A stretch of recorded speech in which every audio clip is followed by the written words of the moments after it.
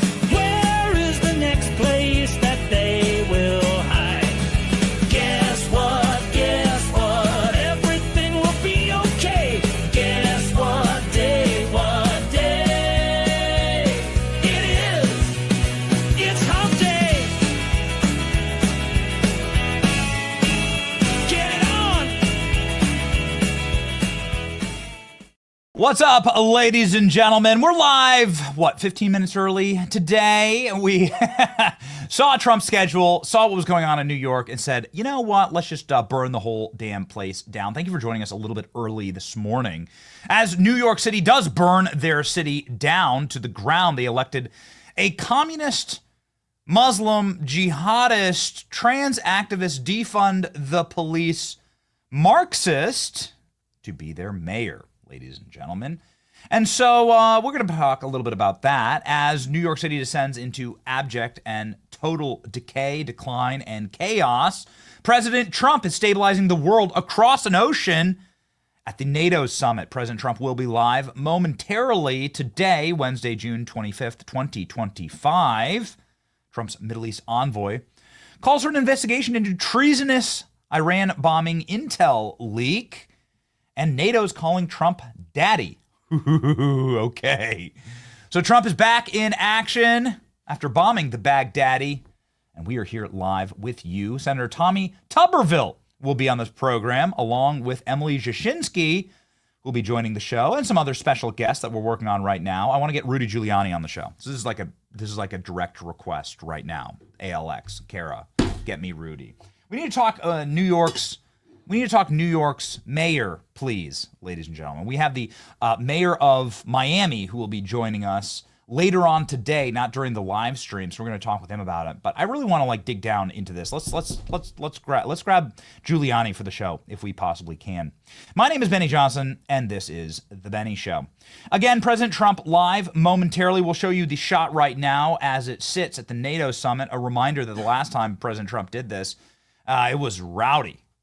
It was a raucous time with world leaders. Donald Trump, whenever he gets a chance to rip into the global press and global leaders, it is always exciting, and there are a lot of very interesting things that are happening right now dynamically, including, of course, Donald Trump's peace deal in the Mideast, a peace deal potentially in Gaza, and a peace deal in Ukraine. How do we know a peace deal in Ukraine may be on the horizon? Midget dictator Zelensky is wearing a suit, which is remarkable. We have footage of that. It's incredible. He looks like a member of the Lollipop Guild. It's wild. We'll play it for you in just a second. This is a live shot where President Trump will be speaking momentarily. He was supposed to speak at 9 a.m. We've been sort of in a holding pattern here, obviously, as these kind of things take time.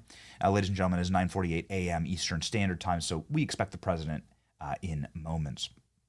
You should expect, with all of these major world events happening, a little bit of volatility when it comes to the markets. Go gold today with my friends at Advantage Gold. You know my friends at Advantage Gold. We talk about them all the time. I don't mean to brag. I'm not an investment whiz, okay? I'm not Wall Street. Wall Street voted, by the way, for the Marxist. Do you know this? We'll show you maps of who voted where. In New York City, it was actually the poor and the working class that voted for Andrew Cuomo. The elitists, the left-wing egalitarians, what you would call a champagne socialist, they voted for the Marxists. Do you understand this? It's wild. So Wall Street's going to get exactly what Wall Street's voted for. Ladies and gentlemen, you should not be following the psychotic nature of the markets, whether it's crypto or whether it's oil or whether it's the stock markets. The people who voted for the Marxists, you should be putting a little bit of your wealth into gold, like I do. Ladies and gentlemen, schedule a one-on-one precious metals appointment today. Text Benny to 85545. You can learn how to legally move your IRA or 401k to physical gold and silver, avoid tax penalties, a little-known IRS-approved strategy, and receive up to $10,000 of free gold and silver when you qualify. Protect your retirement today. My friends at Advantage Gold will take care of you. Again, I'm not trying to brag. I'm just saying that all I did was diversify a little bit of my portfolio into gold, and it's the best performing asset I got. Okay? We've been talking about this for a long time. I put my money where my mouth is, and bam, it's done great. Visit AdvantageGold.com. Claim your free copy today of a new book that they're giving away about the decline of the dollar. Text Benny to 85545 today. AdvantageGold.com. Okay, ladies and gentlemen. Again, we have the NATO meeting. All we have is we have a room full of press. Like, this isn't a bunch of, this is the press and media of the world that are gathered here. There are like hundreds, if not thousands, of reporters in this room. Right now is the live camera angle that you're seeing of them just filming sort of the doughy, infantilized, feminine, feline, estrogen pumping little activists in the room that President Trump will be taking on from that podium, from that dais in just a moment during a live press conference. Every person there is a reporter. Jeez. Trump versus the world. It's going to be awesome. Every time he gets a chance to do this, by the way, it is just a thing of beauty. He does this to the WEF where he just emasculates them, right? He goes up into the WEF right after getting inaugurated. Donald Trump walks into the World Economic Forum and just rips their balls off. Ladies and gentlemen, this is going to be fun. These are all reporters and Donald Trump versus all of them. It's going to be wild. Things are happening at NATO that defy anything we've seen in our lifetime. All we've ever seen from NATO is, of course, a bunch of welfare queens, a bunch of elitist, egalitarian, European welfare parasites who have taken advantage of America, paying too much money, who've taken advantage of America and our might and our generosity. In order to protect them, they spend nothing on the NATO partnership. Europeans spend $0 on their military or defense, and then they expect Big Daddy America to come in and protect them anytime something goes wrong. You know, it's amazing. You can create these little socialist utopias. We're going to talk a little bit about socialism, communism today, and exactly how does this, how do these ideologies percolate? How do they bubble up? Like, what's going on? I mean, like, where the hell, what happened in this country? Like, where's our education system explaining what Marxism and socialism is? These should be banned ideologies in this country. We've seen what happens to them. We've seen these kind of ideologies should be the same, should be treated the exact same way as like being a member of the KKK or a member of the Nazi Party. It should be treated the same way. If we're going to talk about Europe, right? If we're going to talk about dead or decayed ideologies, this is the way it should be educated. That's how Marxism should be taught. But it's not. We're going to explain why. But part of the reason why, and it's sitting here in this room today, is because the people who created socialism and Marxism there in Europe, the countries that adopt these systems of government, can do so off of the luxury of the NATO partnership. The NATO partnership effectively says, we as Americans pay for the protection of the world, and no other country has to pay a bloody effing cent. So they can spend lavishly on transgender ideology clinics. They can spend lavishly on socialized health care. You know, when you have all this extra cash that you should be spending on protecting yourself and defense, which is typically the top line for any nation throughout all history, that's what every nation has spent money on, defending their borders. Because if you can't defend your borders, you don't have a country. That goes all the way back to, of course, biblical times, Stone Age times. The Genesis, it goes back to that. And quite frankly, it ties through directly into what happened in New York, which is you bring in infinity, third world foreigners and aliens, you're going to get what you bring in. Your elections are going to reflect the population. It's the great replacement theory in action. It's not a bug, it's the feature of the modern Democrat Party. We didn't protect our borders, and now look what's happening in this country. We're literally getting the population of New York. Do you know that 40% of the population of New York is foreign born? Not for second or third generation. Foreign born. They weren't born in America. They pledged allegiance to a different flag. What the hell do you think's going to happen? The point is that NATO, effectively, and all of the wet dreams of the left exist because America's been a sucker and has been protecting these left-wing European nations for all this time. And now President Trump is putting a stop to it. President Trump is literally called daddy moments ago inside of NATO. You want to talk about a change in tune? This is wild. This is wild. Listen to this. President Trump called daddy by the Secretary General of NATO. This is going to be a marked difference. Get a load of this. I mean, we may do papers on it, Marco. Maybe we're going to do papers. I don't even know if you need them. They're not going to be fighting each other. They've had it. They've had a big fight, like two kids in a schoolyard. They fight like hell. You can't stop them. Let them fight for about 2-3 minutes. Then it's easy to stop them. And then Daddy has to sometimes use strong language. You have to use strong language. Every once in a while, you have to use a certain word. I think we have to join the others, Senator. Okay. Did I miss that? Did I miss it? He says Daddy has to come in. Okay, well, it's the thick accent. All right. Well, ladies and gentlemen, you won't miss this one. The NATO Secretary General straight up thanking Trump for the insane amount of generosity. And ALX, grab me the other, it looks like there's something happening, but Trump's not there yet. Grab me the other clip of him saying that NATO, I need this clip right now. NATO saying, the Secretary General of NATO saying, we haven't been paying our fair share. America's been footing the bill for all of Europe, and that ends today. We're all going to pay our fair share. This is like the Trump effect. Here we go. NATO Secretary General thanking Trump. Go. Also be a massive achievement in making NATO fairer. For decades, the United States sought to get Europe to truly step up. Now, European allies and Canada will equalize their defense spending with the United States. So let me salute President Trump's long-standing leadership in calling for NATO to increase defense spending.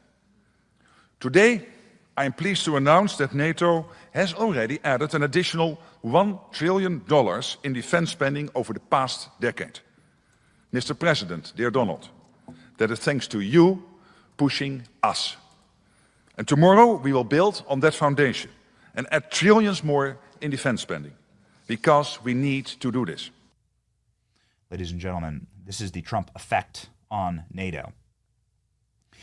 Imagine imagine in your household, if you just didn't have, is that clip ready, Klein? Thank you. Imagine in your household, the top line, most households, the most expensive thing is your mortgage. Most households, the most expensive thing is I got to pay my mortgage, whatever that happens to be. But mortgages can be, extremely expensive depending on the kind of, the house that you have. So, and with rates right now, 6 and 7%, mortgages are obscene. So imagine if somebody just, poof, your mortgage payment's gone. This is what America does to all these left-wing European countries. We take care of their most expensive payment every single year, which would be the defense of their own borders. We get ripped off. And it's ending now because of President Trump. Ladies and gentlemen, listen to this yesterday from the Secretary General of NATO, announcing that all NATO countries will now finally pay their fair share. Oh, ladies and gentlemen, hold on. President Trump is on live now. Here we go. Ladies and gentlemen, we are live. Worth it. Tremendous things have been accomplished, as you probably noticed. Listened to a lot of wonderful speeches from the heads of a lot of wonderful countries. But I want to thank you for joining us at the conclusion of a highly productive NATO summit in the Netherlands. I want to thank them for the royal treatment they've given us. Couldn't have been nicer. And it's a beautiful country, really a beautiful country. Coming in, I saw the most beautiful trees. In fact, I want to bring some back with me. I want to also thank, I had breakfast this morning with the King and Queen, and they're incredible people. I said, your central casting, beautiful people, great people, big, beautiful heart. And I enjoyed that. And also NATO Secretary General Mark Rutte, who's been terrific. He's been a friend of mine, used to be right here running this wonderful country. Now he's the NATO Secretary General. He's doing a fantastic job. And the Prime Minister, we appreciate everything you've done. And as you know, last weekend, the United States successfully carried out a massive precision strike on Iran's nuclear enrichment facilities. And it was very, very successful. It was called obliteration. No other military on earth could have done it. And now this incredible exercise of American strength has paved the way for peace with a historic ceasefire agreement late Monday. And we call it the 12-day war. Spoke to a few people. I guess that just sounded like the right name. It was a 12-day war. And we think it's over. I don't think they're going to be going back at each other. I don't think so. Not only have we dealt decisively with the critical threat of Iran's nuclear program, which was what I wanted. I said, Iran cannot have a nuclear weapon. I've said that for 15 years, long before I decided to do the political thing. But we've also reasserted the credibility of American deterrence, which is like no other. The people at NATO said there's never been anything. I rebuilt the entire military during my first term. And we have a great military. We have great generals. I got to know the good ones and the bad ones. We kept the good ones. Over the past 2 days, I was honored to participate in the NATO leaders meeting and also had extremely good individual discussions with the King and the Queen, Secretary General Rutte, and the Prime Minister. Great discussions. Very knowledgeable people. Major focus of our conversations at the summit was the need for other NATO members to take up the burden of the defense of Europe, and that included the financial burden. As you know, it was 2%, and we got it up to 5%. And they said, a couple of them came up to me. One in particular said, sir, we've been trying to get it up to 3% for 20 years, and we haven't been able, and you got it up to 5%. So they're going to be, most of them, I guess almost all of them, are going to be contributing now 5%. A number that people are surprised at, but you need it today. The United States accounts for 2/3 of all NATO defense spending. And since I began pushing for additional commitments in 2017, believe it or not, our allies have increased spending by $700 billion. I said to people, you don't have any money, and a lot of them weren't paying. And so I started the process, and I picked it up as soon as I got back, which is 6 months ago. And following my election last November, almost all have accelerated plans to reach the 2%, 3%, 4%, and then ultimately, very quickly, 5%. And all of this is going to be done very quickly. almost immediately. You probably know this as well as I do. I'm sure they've been talking about it. It's really been a big focus. In a very historic milestone this week, the NATO allies committed to dramatically increase their defense spending to that 5% of GDP, something that no one really thought possible. And they said, "You did it, sir, you did it." Well, I don't know if I did it, but I think I did. This will be known as the Hague Defense Commitment, which is pretty good, pretty appropriate. When the allies reach this number, it will add more than $1 trillion a year. Think of that, $1 trillion per year to our common defense. And this is a monument really to victory, but it's a monumental win for the United States because we were carrying much more than our fair share. It was quite unfair, actually. But this is a big win for Europe and for actually Western civilization. For years, past administrations failed to get most allies to contribute even the 2%. I remember when I came here, we had 4 countries that were up to 2%. And I remember Poland was there. A couple of them were there. But most of them were, we had 28 at the time. As you know, it's increased a little bit. And they've agreed now to more than double their budgets in all cases. And Europe stepping up to take more responsibility for its security will help prevent future disasters like the horrible situation with Russia and Ukraine. And hopefully we're going to get that solved. Last week, they lost 7,000 soldiers, mostly soldiers, but they're also getting hit in Kiev. They're getting hit in some of the towns also. And that means life. Life is disappearing also in the cities and towns. Should have never happened, would have never happened if I was president. Said it 1,000 times. And it never did happen. It's never even thought about. But it's vital that this additional money be spent on very serious military hardware, not bureaucracy. And hopefully that hardware is going to be made in America because we have the best hardware in the world. You saw that where 14 missiles were shot at us the other day. And they were very nice. They gave us warning. They said, "We're going to shoot them. Is 1 o'clock okay?" They said, "It's fine." And everybody was emptied off the base, so they couldn't get hurt except for the gunners. They call them the gunners. And out of 14 high-end missiles that were shot at the base in Qatar, all 14, as you know, were shot down by our equipment. Amazing stuff. Amazing that they can do. It's like shooting a bullet with a bullet. It's the same thing if you think about it. 14 out of 14, and they weren't even that surprised. I said, "Do you do that well often?" They say, "We pretty much do, sir." The Ukraine crisis has also highlighted the urgency of rebuilding our defense industrial base, both in the United States and among the allied nations. We cannot afford to be dependent on foreign adversaries for critical minerals. And as you know, we made a deal with Ukraine to take a vast amount of the land they have for minerals. We need it. And once again, I want to thank all of the people in the Netherlands, incredible people. It's a great place. And all of the NATO allies for the tremendous summit that we just had. A letter just came in, and a statement came in from the Atomic Energy Commission of Israel. And I just wondered, this is an official letter, and they're very serious people, as you know. The devastating U.S. strike on Fordo destroyed the site's critical infrastructure and rendered the enrichment facility totally inoperable. It was devastated. We assess that the American strikes on Iran's nuclear facilities has set back Iran's ability to develop nuclear weapons for many years to come.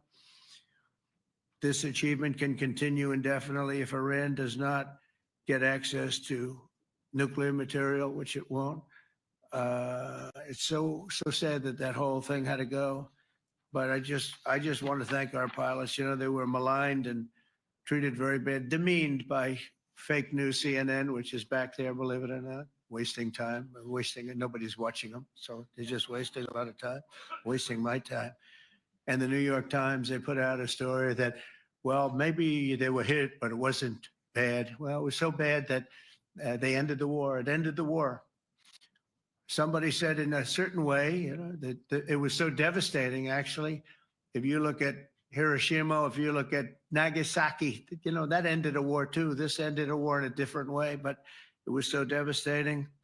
Also, they have out of Dubai, just came that Iran's foreign ministry spokesman, this is Iran's foreign ministry, says it's near its nuclear installations were very badly damaged by the American strike. So what bothered me about these reports were fake reports put out by the New York Times, failing, I call it the failing New York Times because it's doing terribly. Without me, it would be doing no business at all. But, and by fake news, CNN and MSDNC, all of these terrible people, you know, they have no credibility. You know, when I started, they were at 94% credibility, the media. Now it's at 16%. And I'm very proud of it because I've exposed it for what it is. But when I saw them starting to question the caliber of the attack, was it bad? Well, it was really bad. It was devastating. They were obliterated. In fact, you can't get into the tunnels. They just put that over. That just came out. They can't. There's nothing. There's no way you can even get down. The whole thing is collapsed in a disaster.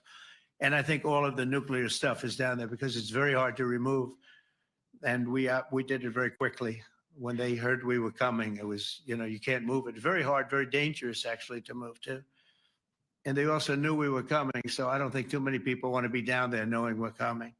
With the bunker busters, as we call them, we're the only ones that have them. We have the best equipment, best nuclear equipment, and we have the best equipment in the world. And by the way, we can't forget our submarine, which was out there, submarines actually, but submarine was out there. We shot 30 rockets into an area, every single one of them. I think it was almost 400 miles away, I think, Pete, right? 400 and long. It was in the ocean, long ways away.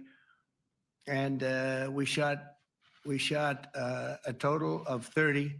Every single one of them hit within 9 inches from where it was supposed to be. It took out a lot because we didn't do just 4, though. We did 2 others in addition, which hadn't been completely destroyed. So we hit them with a submarine from hundreds of miles away. Amazing, just amazing equipment. Greatest submarines in the world. Nobody's even close. They're 20 years behind us when it comes to submarine technology. So that's one. And the other was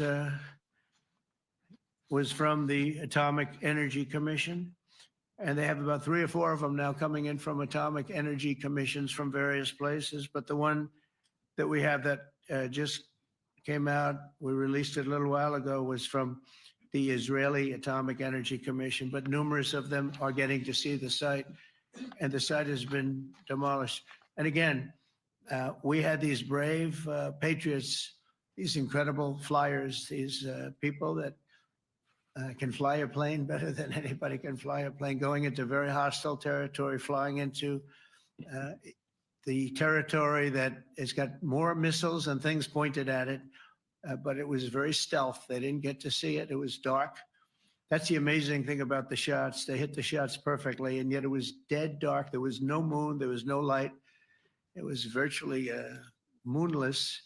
It was very dark, and the shots were hit perfectly. But when they get demeaned, and they were very upset about it because they knew how strong it would be. Back in Missouri, the pilots flew about 36 hours, 2 ways, far distance, and in those incredible B-2s. And we then had the F-22s, and we had the F-35s, and we had other planes, and we had, I think, a total of 52 tankers. That means the big tankers, because the refueling was a lot for all of the different planes that we sent.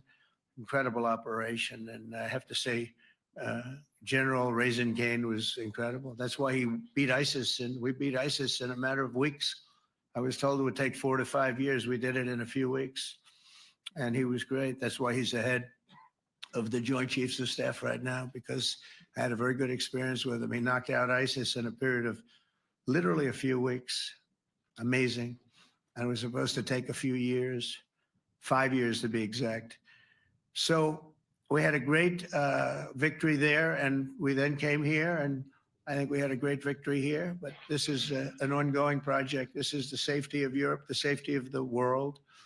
And they've raised it from 2% to 5%, something which nobody, and you're talking about over $1 trillion a year. So we're talking about a lot of money coming in from countries that we're not paying nearly enough to be effective.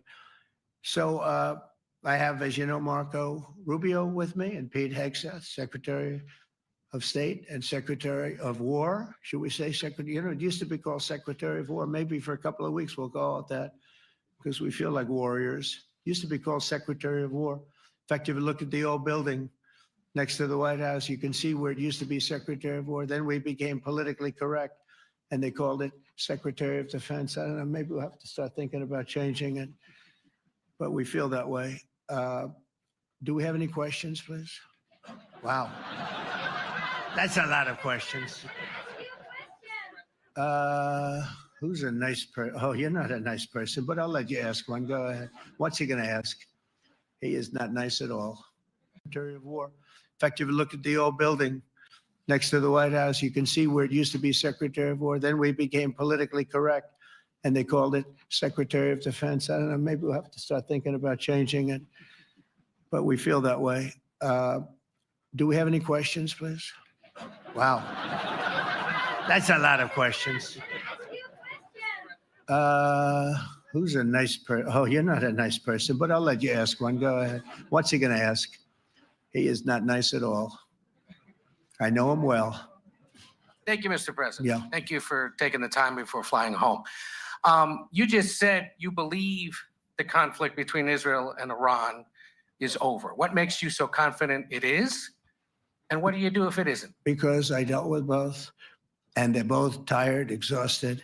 They fought very, very hard and very viciously, very violently, and they were both satisfied to go home and get out. And can it start again? I guess someday it can. It could maybe start soon. I think a big telltale sign was when, as you know, Iran somewhat, by not much, violated the ceasefire. And Israel had the planes going out that morning, and there were a lot of them, 52 of them. And I said, you got to get them back. And they brought them back. They didn't do anything. They brought them back. It was very good. I thought it was amazing, actually. They have fought a hell of a war. They fought very hard. I think the war ended, actually, when we hit the various nuclear sites with the planes. And I just hope you people can give these pilots, these are the best pilots in the world. They're the best shots in the world. They call them shots. That's what they are. And wait a minute. And I just hope you can give them the respect they deserve, because they came home to fake news. And like, oh, gee, there was hardly any damage. The things are decimated. So, but I think, no, I think they're very much finished. I think Israel's going to get back to doing what they do. And I think that Iran's going to get back. You know, Iran has a huge advantage. They have great oil and they can do things. I don't see them getting back involved in the nuclear business anymore. I think they've had it. They've been at it for 20 years. And I don't see that happening either. Now, if it does, we're always there. It won't be me. It'll be somebody else, but we're there. We'll have to do something about it. Yes, please, go ahead. Go ahead. Oh, fake news, CNN? Oh, yeah, here we go. Wait till you hear this question. You should really say how great our soldiers and our warriors are. I think everyone appreciates our soldiers and our warriors. I do have two questions for you, Mr. President. You just cited Israeli intelligence on these attacks. Earlier, you said U.S. intelligence was inconclusive. Are you relying on Israeli intelligence for your assessment of the impact of the strikes? No, this is also, Iran made the statement. And it's also, if you read the document that was given, that Pete can talk about if you'd like, the document said it could be very severe damage, but they didn't take that. They said it could be limited or it could be very severe. They really didn't know, other than to say it could be limited or it could be very, very severe. And you didn't choose to put that because it was very early after. Since then, we've collected additional intelligence. We've also spoken to people who have seen the site, and the site is obliterated. And we think everything nuclear is down there. They didn't take it out. Okay, question, please, go ahead. Go ahead. Yeah, blue dress. Thank you so much, Mr. President. Yesterday, you said China can now continue to purchase oil from Iran. Yeah. Are you giving up on your maximum pressure campaign? Because With there are who? sanctions right now. With who? On Iran. No, look, they just had a war. the war was fought. They fought it bravely. I'm not giving up. They're in the oil business. I mean, I could stop it if I wanted. I could sell China the oil myself. I don't want to do that. They're going to need money to put that country back into shape. We want to see that happen. Would it? No, if they're going to sell oil, they're going to sell oil. We're not taking over the oil. We could have, you know. I used to say with Iraq, keep the oil. I could say it here too. We could have kept the oil. No, China is going to want to buy oil. They can buy it from us. They can buy it from other people. But you're going to have to put that country back into shape. It desperately needs money. Yeah. Yeah, please. Here we go. I'm picking the beauties today. Go ahead. Mr. President, Secretary General Rutte has described President Putin as an adversary, a threat, an enemy. Do you view him the same way? And in addition to that, you mentioned General Kane, your chief of staff, the chairman of the Joint Chiefs of Staff. General Kane. Yes, he has said that Mr. Putin has territorial ambitions beyond Ukraine. Do you view that in the same way? Possible. I mean, it's possible. I know one thing, he'd like to settle. He'd like to get out of this thing. It's a mess for him. He called the other day. He said, can I help you with Iran? I said, no, you can help me with Russia. Because, you know, in the last few weeks, we took care of India and Pakistan, Kosovo, Serbia. I think on Friday we have coming in, the Congo is coming in and Rwanda is coming in. That was a vicious war that went on, a machete war, heads chopped off all over Africa. They're coming in. We did 2 others in addition to that. Nobody's ever done anything like this. No, I consider him a person that's, I think, been misguided. I'm very surprised, actually. I thought we would have had that settled easy. I've settled 4 of them in the meantime. But he did call up, and he said, you know, he's close to Iran. He'd like to help us get a settlement. I said, no, you help me get a settlement with you, with Russia. And I think we're going to be doing that, too. Yeah, please. Go ahead, please. Thank you, Mr. President. You've made clear your position on what impact the strikes had. I wanted to ask you what is next with Iran. For instance, is there any indication from U.S. intelligence that Iran was able to move any material? No, we just the opposite. We think we hit them so hard and so fast they didn't get to move. And if you knew about that material, it's very hard and very dangerous to move. It's called, in many people, they call it dust, but it's very, very heavy. It's very, very hard to move. And they were way down, you know, they're 30 stories down. They're literally 30, 35 stories down underground. Oh yeah, we think we think it's covered with granite, concrete, and steel. Can I ask you, are you interested in restarting negotiations with Iran? And if so, have they received? So our people, Marco could answer this, but our people are not, I'm not. The way I look at it, they fought, the war's done, and you know, I could get a statement that they're not going to go nuclear. We're probably going to ask for that, but they're not going to be doing it. But they're not going to be doing it anyway. They've had it. They've had it. Now, maybe someday in the future we'll want that. But I've asked Marco, do you want to draw, I just asked him the question as we were walking on the stage, do you want to draw up a little agreement for them to sign? Because I think we can get them to sign it. I don't think it's necessary. Marco, do you want to talk about that, please? Well, Mr. President, I think President Trump has shown a willingness to meet and talk to anybody in the world who's interested in peace. I don't know of any president that's been as willing as he has to meet with anyone and talk about peace. We'd love to have peaceful relations with any country in the world. And so obviously that'll depend on Iran's willingness, not just to engage in peace, but to negotiate directly with the United States, not through some third country or fourth country process. But I know of no president, probably in our modern history, that's sought peace more than President Trump has. Sounds like the door is open, but you're in no rush. Is that right? Sounds like the door is open. I'll tell you what, look, we're going to talk to them next week with Iran. We may sign an agreement. I don't know. To me, I don't think it's that necessary. I mean, they had a war, they fought. Now they're going back to their world. I don't care if I have an agreement or not. The only thing we'd be asking for is what we were asking for before about we want no nuclear, but we destroyed the nuclear. In other words, it's destroyed. I said, Iran will not have nuclear. Well, we blew it up. It's blown up.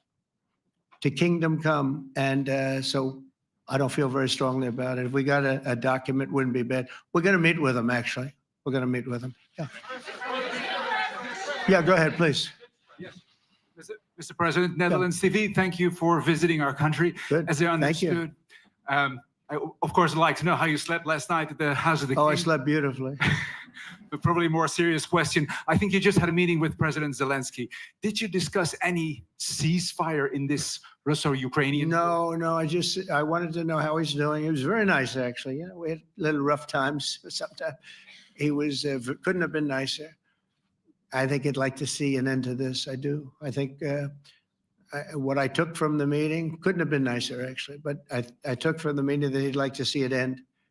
I think it's a great time to end it. I'm going to speak to Vladimir Putin, see if we can get it ended. But look, these are brave people. They're fighting these wars all over the place. You know, last week they had, I guess, I told you, close to 7,000 young soldiers, Russian and Ukrainian soldiers were killed, 7,000 in 1 week. It's crazy. It's crazy. So I'll be speaking to Putin. No, I had a good meeting with Zelensky, and I had a lot of good meetings. We had a lot of good meetings with a lot of people, a lot of great leaders. But he's fighting a brave battle. It's a tough battle. Yeah. Go ahead, white dress. Thank you. Ida Hallikainen from Finland, Ilta-Sanomat. Good. You have played golf with President Alexander Stubb. How do you see Finland as a NATO ally and partner, and how would you describe your relationship with our president? Well, he's a very good golfer, okay? In fact, he was on his college golf team. He went to a good college in the South, as you know, a very good college, and he was a good golfer. We had a good time. I think my relationship's great. I want to buy icebreakers. You know, you're very good at icebreakers. And I actually made him an offer. I didn't go to Congress. They'll try and impeach me for this. But there's an old, it's not old, it's fairly new, but it's used icebreaker. And I offered him about 1/3 of what he asked for. But we're negotiating. We need icebreakers in the U.S. And if we can get some inexpensively, I'd like to do that. Actually, they'll fix it up, make it good. Also, we may buy some icebreakers. You know, that you're the king of icebreakers, that particular country. They make them good. They make them really good, and they know what they're doing. And so we're negotiating with them for about 15 different icebreakers, but one of them is available now. It's old, and it's, you know, old. It's like 5-6 years old. And we're trying to buy it. I'm trying to make a good deal. It's all I do my whole life. My whole life, that's all I do is make deals. Yeah, please. Go ahead. Sir, go ahead. Yeah, question for NewsHour, Dutch TV. First of all, on Article 5, on your way here, you spoke about the commitment of the U.S. to Article 5, saying, I'll give you my definition once we're here. Yeah. What is your definition, and may the U.S. commitment to Article 5 change in case some of the NATO members do not reach the threshold that was discussed today? My second question is following up on a colleague on Iran. What intel reports do say that everything over there was obliterated? Yeah, well, there are numerous of those reports, and they're coming out fast and furious. But the most respected ones we've already seen. And I will say that on a very confidential basis, they're looking at the reports, like numerous reports, and including people going to the site and checking the site. And they're going to be having, I guess you're going to be having over the next couple of days you're going to encapsulate it. But no, the site was obliterated, just like I said it was. And just like the pilots should be given credit for. As far as Article 5, look, when I came here because it was something I'm supposed to be doing, but I left here a little bit differently. I said, I watched the heads of these countries get up, and the love and the passion that they showed for their country was unbelievable. I've never seen quite anything like it. They want to protect their country, and they need the United States. And without the United States, it's not going to be the same. And you can ask Mark, or you can ask any of the people that were there. It was really moving to see it. They love their country. They were so respectful of me because I'm the head of the United States. And I made, you know, the King of Saudi Arabia, when I was in I was in the Middle East. So I was in Qatar for a different reason, not a reason to get shot at. We were in there for economic development reasons, Qatar, UAE, and Saudi Arabia. All three leaders of those countries, and we took back $5.1 trillion into the United States. All three leaders said, you know, you're presiding over the hottest country in the world. The United States right now is the hottest. Everybody wants to be there. Everybody wants a piece of it. He said, a year ago, your country was dead. You had a deadhead running it. You had a country that was dead, and it was dead.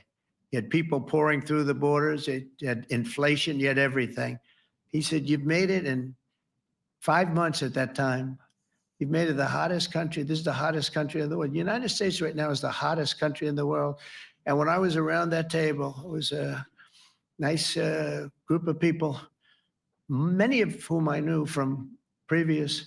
When I saw the passion they had for the country, almost everyone, and you probably have the tapes, it was very public, but almost every one of them said, thank God for the United States. Without the United States, they couldn't really have NATO. It wouldn't work. It wouldn't work. It will in the future because now they're paying much more money, but it wouldn't work. It was great. And I left here differently. I left here saying that these people really love their countries. It's not a ripoff. And we're here to help them protect their country. Okay, we'll do one or two more.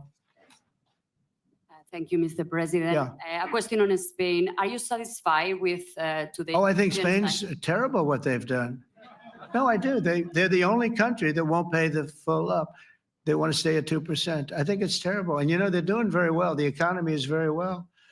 And that economy could be blown right out of the water with something bad happening. You know, Spain is the only country that, are you from Spain? Yeah. Good, congratulations. You're the only country that is not paying. I don't know what the problem is. I think it's too bad. So we'll make it up. You know what we're going to do? We're negotiating with Spain on a trade deal. We're going to make them pay twice as much. And I'm actually serious about that. We're going to make Spain, I like Spain. I have so many people from Spain that it's a great place and they're great people. But Spain is the only country out of all of the countries that refuses to pay. And, you know, so they want a little bit of a free ride. But they'll have to pay it back to us on trade because I'm not going to let that happen. It's unfair. It's unfair to NATO. All right, sir, please. Go ahead, right in the back. Yeah, you, tall one. The tall man. Mr. President, Johannes Petra from Austrian National Television. How are you? You once said that you would end the Ukraine war in 24 hours. You later said you said that sarcastically. Well, of course it was sarcastic. But you've now been in office for 5 months and 5 days. Why have you not been able to end the Ukraine war? Because it's more difficult than people would have any idea. Vladimir Putin has been more difficult. Frankly, I had some problems with Zelensky. You may have read about him. And it's been more difficult than other wars. I mean, look, we just ended a war in 12 days that was simmering for 30 years, frankly. We ended Rwanda and the Congo. It's coming to sign the documents. We've already signed basic documents, but they're coming, I think, to the White House on Friday. We ended, Serbia was going to go at it. But maybe the most important of all, India and Pakistan. And that wasn't whether or not they may someday have nukes like we're talking about in the Middle East, like we're talking about with Israel and Iran. This is they have nuclear weapons. I ended that with a series of phone calls on trade. I said, look, if you're going to go fighting each other, it was getting very bad. You know how bad that last attack was. It was really bad. If you're going to go fighting each other, we're not doing any trade deal. No, no, no, you have to do a trade deal. I said, we're not doing any trade deal. And in fact, I had the general, who was very impressive. The general from Pakistan was in my office last week. You know, Prime Minister Modi is a great friend of mine. He's a great gentleman. He's a great man. And I got them to reason. I said, we're not doing a trade deal if you're going to fight. And if you're going to fight each other, we're not doing a trade deal. And you know what? They said, no, I want to do the trade deal. We stopped the nuclear war. Go ahead. Go ahead, Jeff. Here's another beauty, Jeff.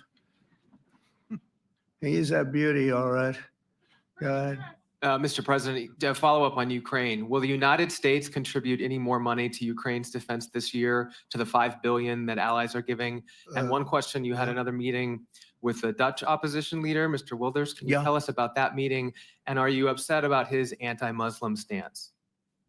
I'm not upset about it. It's just his view.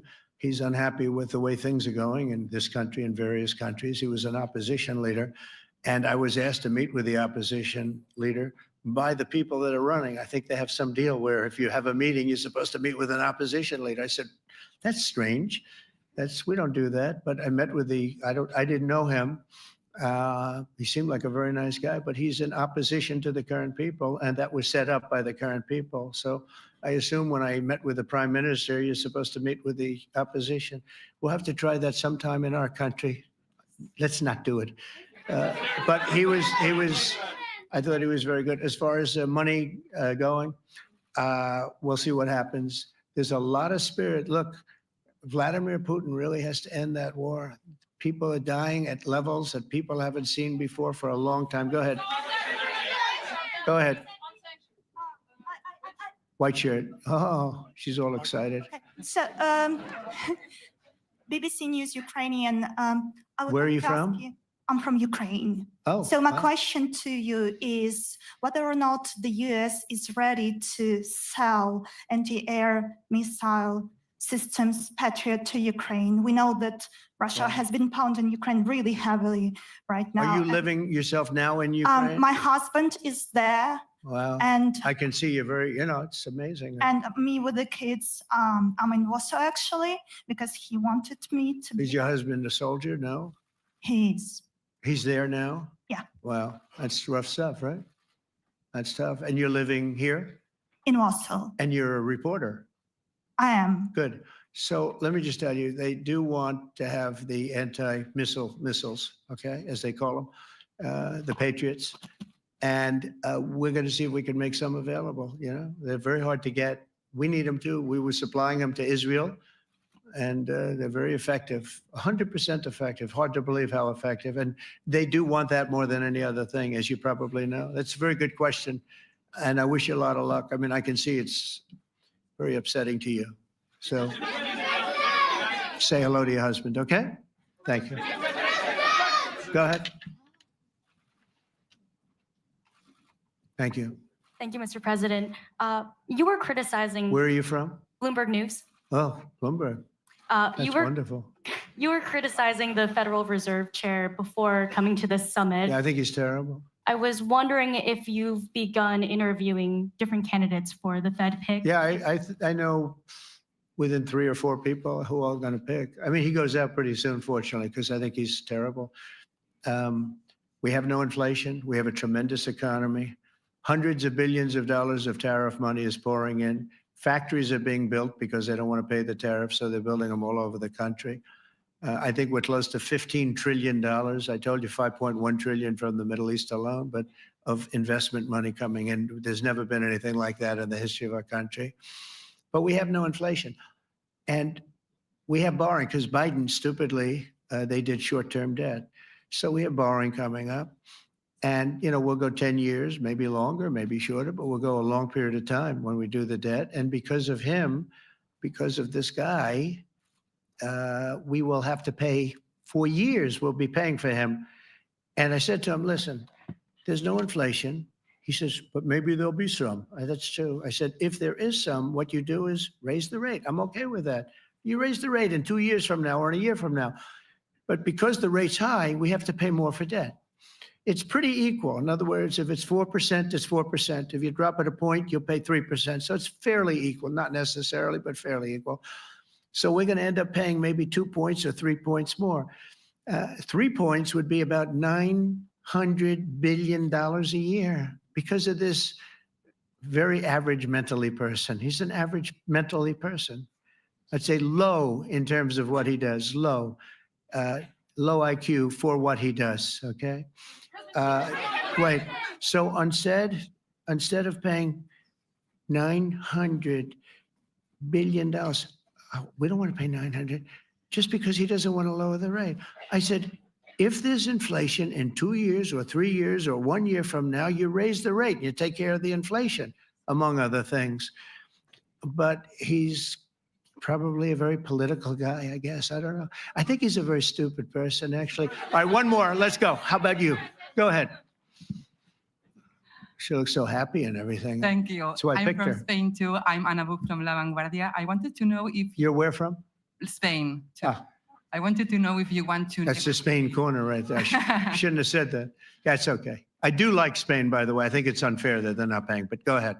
Are you going to negotiate directly with Spain about? I'm going to negotiate directly with Spain. I'm going to do it myself. They're going to pay. They'll pay more money this way. You should tell them to go back and pay. You're a reporter? You tell them to go back. They ought to join all of those countries that are paying 5%. Spain's going to be just about the only one that's not. They were the most hostile toward doing it. It just doesn't make sense to me. Okay. All right, Kelly, go ahead. Here we go. Here's another one. Hello, sir. Thank you very We much. got them all today. Okay. So, Mr. President, you talked about expecting some on-the-ground assessments at Fordo and other Yeah. sites. Now here- Is that here again. Israeli and U.S.? It's been obliterated, Kelly. It's been What is your message obliterated. then, sir, to the intelligence community when they present reports? You're not disputing the DIA report. You're just They presented a exists. report that wasn't finished. We're talking about something that took place 3 days ago. I understand that's The report was done So 2 what days is ago. your- Wait a minute. Yes. They didn't see it. All they can do is take a guess. Now, if you take a look at the pictures, if you take a look how it's all blackened, you know the fire and brimstone is all underground because it's granite and it's all underground. You don't show it. But even there, with all of that being said, the whole area for 75 yards around the hole where it hit is black with fire. The group that's run by this gentleman, in fact, you may want to talk about it for a second because we're going to issue a report. And I think it's not even a very exciting report at this point. It's been obliterated, totally obliterated. And they did a report, but it was like, if you look at the dates, it's just a few days after it Understood, happened. sir. So they didn't see it. They said it may be very severe. Go ahead. Understood. Do you have a message for the intelligence community, though, in terms of unvarnished information getting to you, that it's not? I don't really have a message. I would say issue the report when you know what happened. I wouldn't say that it could be severe or maybe not. They use the word severe. It could be severe or maybe it's not. And briefly- So people like you picked up and said, oh, it's not severe. We're just No, the report was not a complete report. Yeah, the message was probably wait till you know the answer before you. And Go sir, ahead. did you not have a public component to your Zelensky meeting for a tactical reason with President Putin? Let him answer this. Hello, Mr. Secretary. Yeah. There's a reason the president calls out fake news for what it is. These pilots, these refuelers, these fighters, these air defenders, the skill and the courage it took to go into enemy territory flying 36 hours on behalf of the American people and the world to take out a nuclear program is beyond what anyone in this audience can fathom.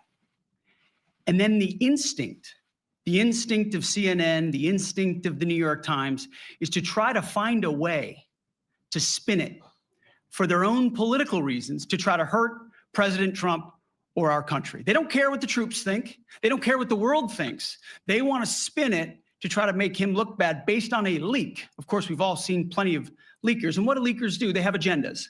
And what do? Do they share the whole information or just the part that they want to introduce? And when they introduce that preliminary, a preliminary report that's deemed to be a low assessment, you know what a low assessment means? Low confidence in the data in that report. And why is there low confidence?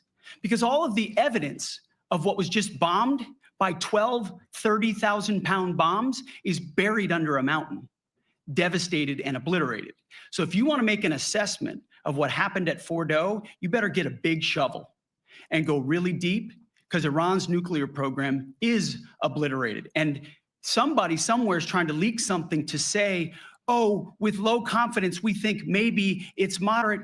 Those that drop the bombs precisely in the right place know exactly what happened when that exploded. And you know who else knows? Iran. That's why they came to the table right away, because their nuclear capabilities have been set back beyond what they thought were possible because of the courage of a commander-in-chief who led our troops, despite what the fake news wants to say. But you're not disputing the report said what it said, even though it was initial. The report said what it said, and it was fine. It was severe, they think, but they had no idea. They shouldn't have issued a report until they did, but we've gotten the information. I think Pete said it better than you can say it. And you know, you should be proud, you, especially you, should be proud of those pilots, and you shouldn't be trying to demean them. No, there's Those pilots flew at great risk, a big chance that they'd never come back home and see their husbands or their wives. Let me just tell you, you and NBC, fake news, which is one of the worst, and CNN, New York Times are all bad. They're sick. There's something wrong with them. But you know what? You should be praising those people instead of trying to find some. By getting me, by trying to go and get me, you're hurting those people. They were devastated. You know, I got a call from Missouri, great state, that I won 3 times by a lot. And I got a call that the pilots and the people on the plane were devastated because they were trying to minimize the attack. And they all said it was hit. But we don't think it was really maybe hit that badly. And they were devastated. They put their lives on the line, and then they have, and I'm not referring to you, but real scum come out and write reports that are as negative as they could possibly be. It should be the opposite. You should make them heroes and heroines. You should make them really people that they were so devastated when they heard this news. And you know what they said? One of them, I spoke to one of them, said, "Sir, we hit the site. It was perfect. It was dead on." Because they don't understand fake news, because they have a normal life, except they have to fly very big, very fast planes. But it's a shame. You should be making them heroes. All right, in the back. Go ahead, back, white, yeah. White jacket, yeah. Go ahead, give my mic. Hello. Deborah Haynes from Sky News. Good. Mark Rutte, the NATO chief, who is your friend, he called you daddy earlier. Do you regard your NATO allies as kind of children? No, he likes me. I think he likes me. If he doesn't, I'll let you know. I'll come back and I'll hit him hard, okay? No, he did it very affectionate. Daddy, you're my daddy. Do you regard your NATO allies, though, as kind of like children, and they're obviously listening to you and they're spending more, and you're obviously appreciative of that, but do you hope that actually they're going to be able to defend themselves, defend Europe on their own? I think they need help a little bit at the beginning, and I think they'll be able to, and I think they're going to remember this day. And this was a big day for NATO. You know, this was a very big day. They took it. One of the gentlemen said, you know what? We've been trying to raise money raise the rate for 30 years, he said, 20 years, from almost the beginning. And he's been there for a long time. He said, until you came along, it never happened. What you did is amazing. It's been sort of an amazing day for a lot of reasons, but also for that. Yeah, go ahead. Do you think they can do it without you, though, in the future? Can they do it without Well, ask Mark. I mean, you have to ask Mark, okay? So we're heading back. We're heading back. I want to thank these 2 gentlemen behind me. They're incredible people, both of them. They've done a fantastic job. And Susie's in the front, and she's done great. And Monica, thank you very much. It was quite an exciting time. And we're going to be heading back. We'll be back soon, and we'll see you in Washington, D.C. Remember this, we have the hottest country anywhere in the world. Thank you very much, everybody. Thank you. We have the hottest country in the world. President Trump wrapping up at the NATO summit. The guy's it's just pure comedy. Every single question is hysterical. Donald Trump roasting people to their faces, like jumping and bouncing between these left-wing reporters, making them look like fools. Very strong performance, and calling out the leakers within his administration, calling them treasonous. Donald Trump cracking jokes about being daddy to NATO. My all-time favorite. You got to understand, President Trump has changed the dynamic forever. These countries are freeloaders. They're freeloader, left-wing, socialist, egalitarian experiments that can only subsist when America pays their top-line bill, their top-line home expense. We pay the mortgage for all of Europe, and Trump is changing that forever. And and they're thanking him for it. It's wild.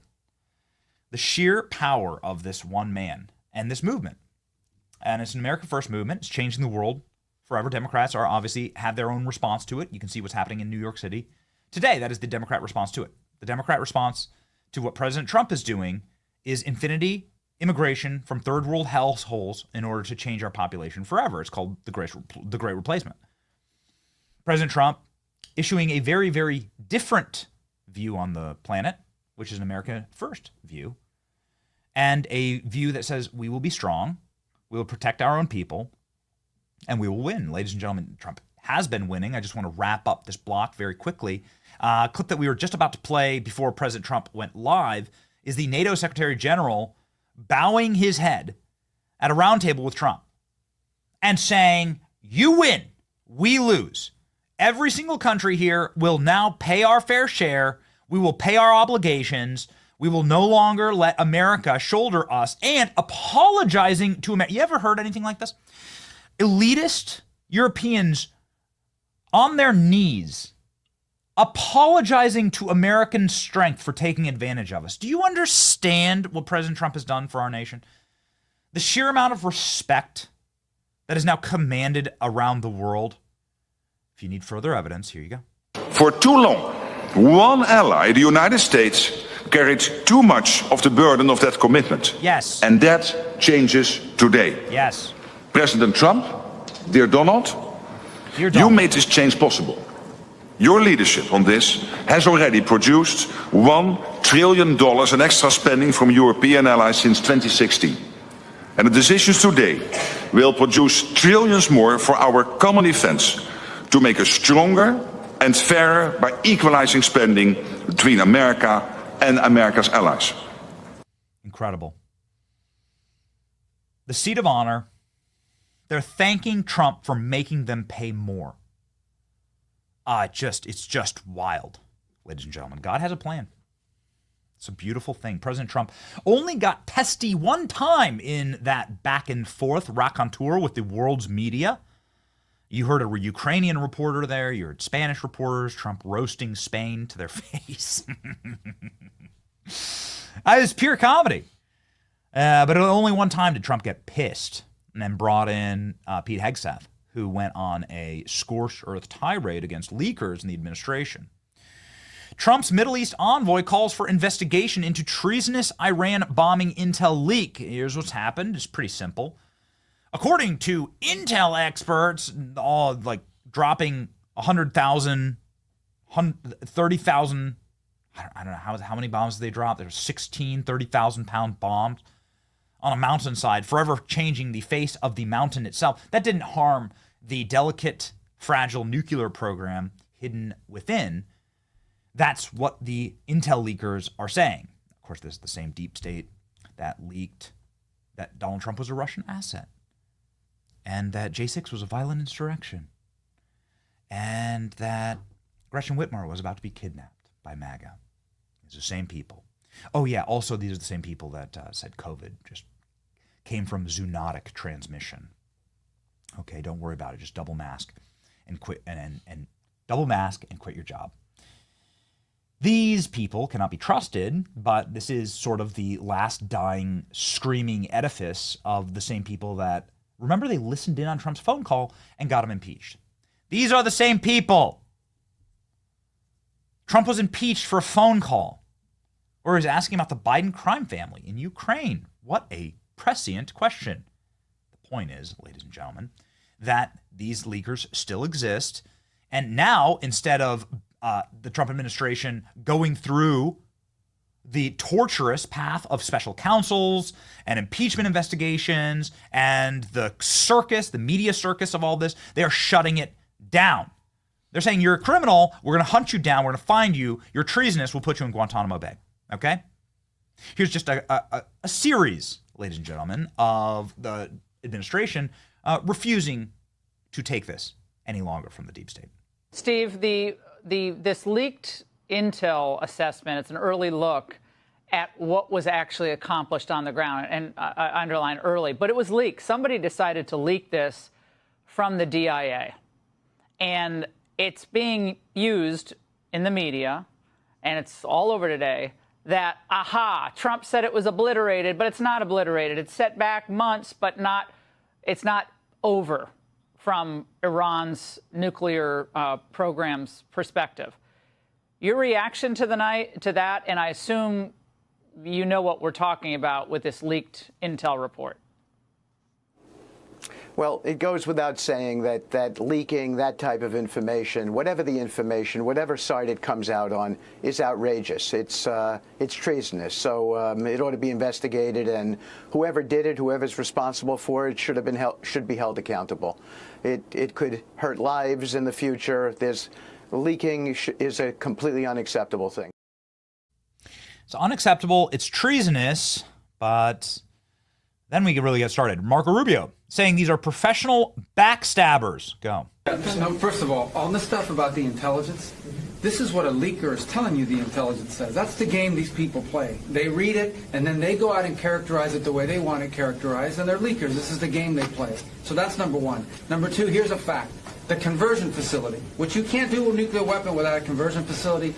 We can't even find where it is, where it used to be on the map.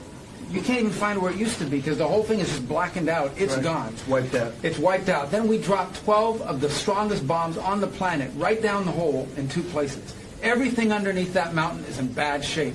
And I refer you to the statement of the IAEA, Mr. Grossi. You know what he said? He said there was Iran, the way it looked the day before the attack, and what their nuclear program looks like now. 2 very different things. They are way behind where they were just 7 days ago. Now, anything in the world can be rebuilt. But now we know where it is, and if they try to rebuild it, we'll have options there as well. But all this leaker stuff, these leakers are professional stabbers. That's what they are. They go out and they read this stuff, and then they tell you what it says against the law, but they characterize it for you in a way that's absolutely false. There's no way Iran comes to the table if somehow nothing had happened. This was complete and total obliteration. They're in bad shape. They are way behind today compared to where they were just 7 days ago because of what the president did. So the Trump administration, I love it. You remember the first, yes, like you see one cockroach, right? You see one cockroach, if you don't eliminate them ruthlessly and slaughter them, then you're just going to see a lot more cockroaches, and you'll see them in your bed, and you'll see them everywhere. You got to get rid of it. This is what happened in the first Trump administration. 1 leak led to 50 leaks, led to 500,000 leaks, led to Trump's impeachment and special counsel. So ruthlessly hunt it down and then prosecute. This has been happening, by the way. Tulsi Gabbard's in the middle of a number of prosecutions, but, ladies and gentlemen, a lot of those prosecutions would probably roll through the Senate. Obviously, the Senate and their judiciary committees would have the capacity to look into these agencies through oversight. This is where a lot of this starts and stops. Josh Hawley, who himself has a number of whistleblowers that he's working with constantly, was on last night and went scorched earth against the leakers. This is exactly how you fight and win battles. Go. President of the United States, either party, have to call Crockett for permission to drop 8 bombs on our enemy? No, they don't. Whoever the president is, the president has the authority to order strikes, has the authority to do exactly what Donald Trump did. And by the way, what are they going to impeach him for, Jesse? Peace in the Middle East? Right. I mean, is that how the impeachment articles are going to read? That the guy brought peace to a 1,000-year conflict in record time, and therefore we want him out of office? Sounds more to me like a citation for a Nobel Peace Prize. I mean, this is just ridiculous. So you're seeing CNN say that the bombs didn't really blow up the nuclear facility and, didn't really set them back at all. Does that sound like common sense? No, it doesn't sound like common sense. It sounds like CNN trying to be relevant. It also sounds, frankly, like maybe some disgruntled intelligence officials trying to stay relevant. I mean, Donald Trump just went in, solved a problem. He's got a ceasefire. He's bringing peace. All of a sudden, these folks are worried they're going to be out of a job. They need something to say, so they're trying to stir up controversy. All right. Ladies and gentlemen, I love to see this energy. President Trump on top of the world right now, dictating policy the way that America should, through strength and not weakness and capitulation. Ooh, it is a beautiful thing to see.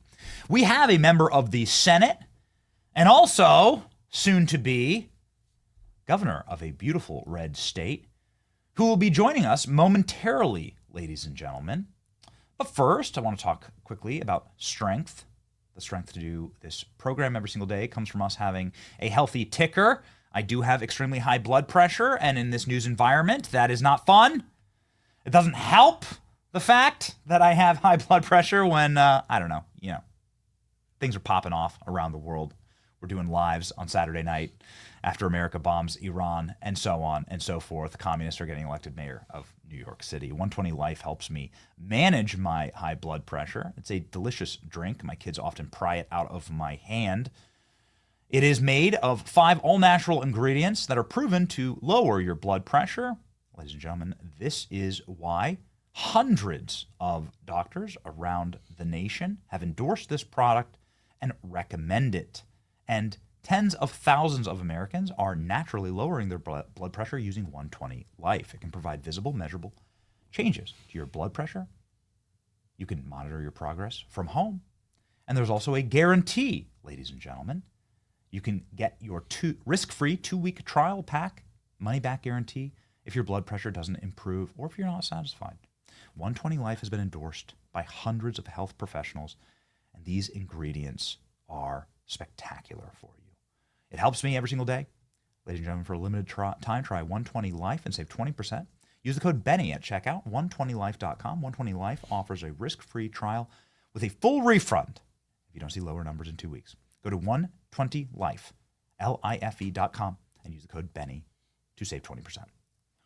Okay, ladies and gentlemen, very quickly, because we need to talk about this with the senator. This is New York City Googling what is socialism after voting for a communist, foreign-born, Ugandan Muslim who wants to defund the police and is a trans activist, and who also wants to socialize policing and healthcare and grocery stores and housing in New York. This individual won and then promised to defy ICE. I wonder how that's going to work out for him. We have this clip, I know. Let's play it, please. This is the Democrat victor, not by a little, by a landslide in New York. Zohran Mamdani is his name.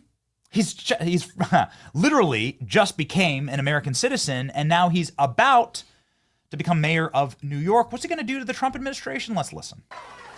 We have won because New Yorkers have stood up for a city they can afford. A city where they can do more than just struggle. One where those who toil in the night can enjoy the fruits of their labor in the day. Where hard work is repaid with a stable life. Where 8 hours on the factory floor or behind the wheel of a cab is enough to pay the mortgage. It is enough to keep the lights on. It is enough to send your kid to school. Where rent-stabilized apartments are actually stabilized.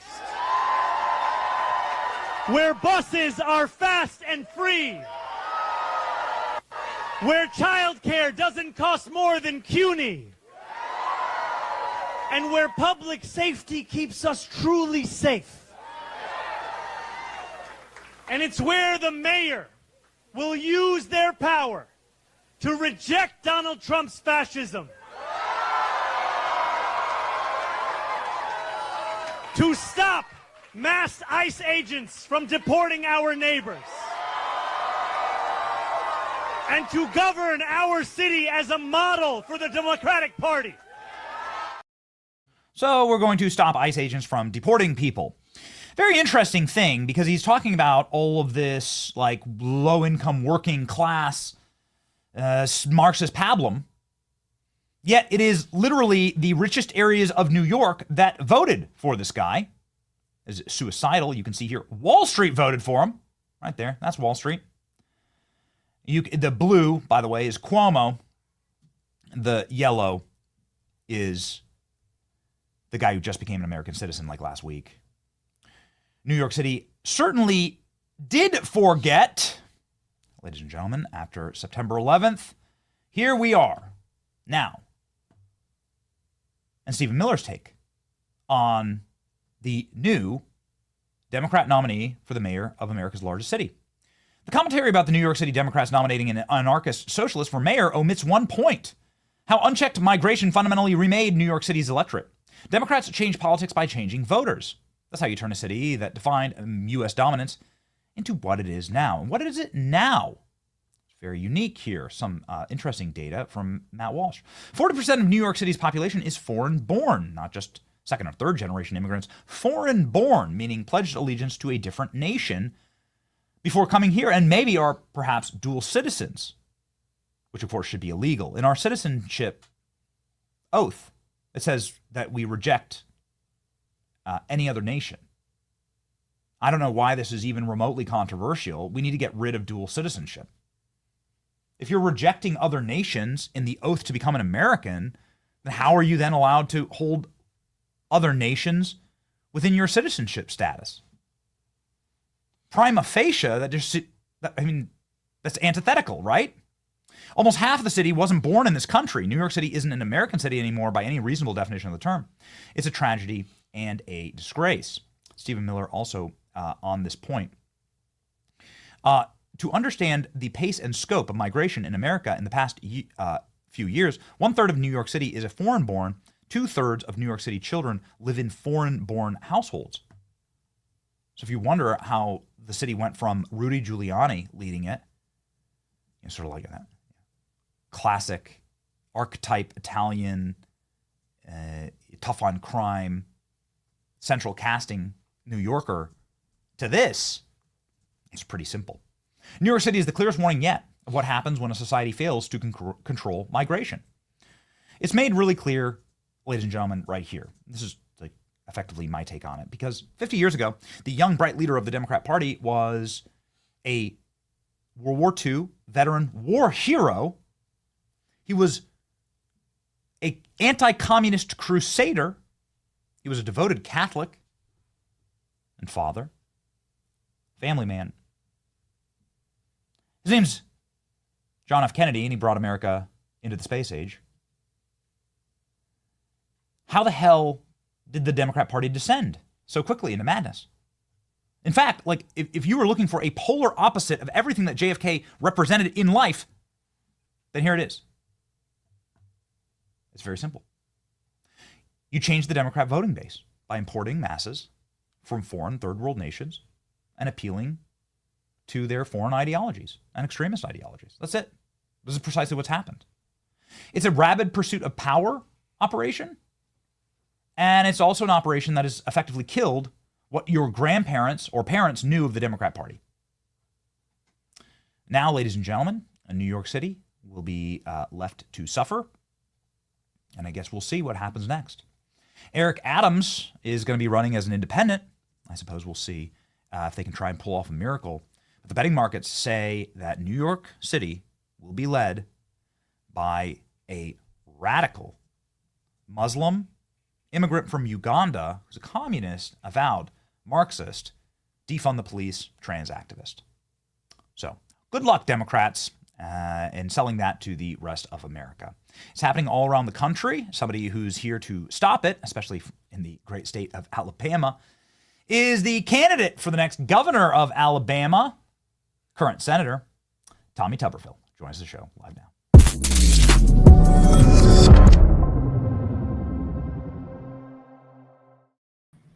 Senator, every single time I think that the Democrat Party can't just sort of, sit back and let there be infighting or something happen, like every time there's a victory potentially for them, they snatch it out of the jaws and hand themselves a big fat L. And this is what they've done. I think it's indefensible, this mayoral candidate in New York City, but he's the new bright, young, fresh face of the party. Benny, my favorite hero of my era, John Wayne's favorite saying was, life's tough. It's a hell of a lot tougher when you're stupid. Well, they just matched that. I can't believe it. I cannot believe that the New Yorkers, the people in New York that supposedly love this country, voted for this Marxist communist. It's a shame. It really is. And again, our great cities of LA and New York, they have to be the spotlight for our country, but they're gone. And like you said, it's going to be unbelievable what's going to happen to both of those cities if they continue this same leadership. It's so that they don't know anything about discipline. They don't know anything about work ethic. They don't know anything about teamwork. Any of those things that help make a society great, they could care less. It does seem like if you have infinity criminal migration into a city and you have no voter ID and then you have permanent vote by mail, you're just guaranteeing this outcome. Oh, yeah. Yeah, they all voted 4 or 5 times. This is the city of Chuck Schumer and AOC. They got to be proud of it today. It is, and they're going to get labeled for it, and they should. All the Democrats should get labeled for this. It's a disaster. It really is. And this is exactly what happened to Europe. Europe is gone. Mass migration, overrun by Muslims, and given leadership to the mayors of all these European cities. It's coming from the Muslim faith. And again, there's a lot of good Muslims, but not this radical Islamic terrorism plot that they're pushing towards globalism in the United States of America. I mean, it's coming. We all know it, and we better stop it. I mean, we've seen it in LA. LA is led by a Marxist. People don't understand the history of Karen Bass. Karen Bass is a committed communist. She traveled to Cuba a bunch of times.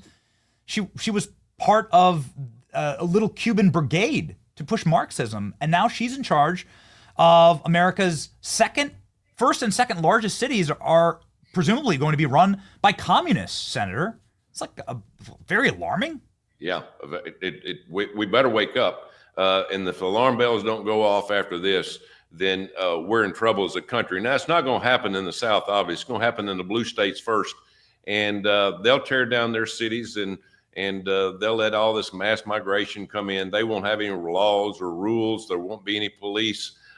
It'll turn into a complete disaster. But that's what they want. They want their own country. Well, they're going to get them one. But I'll tell you what, there's going to be a lot of red states they won't be coming to. I promise you that.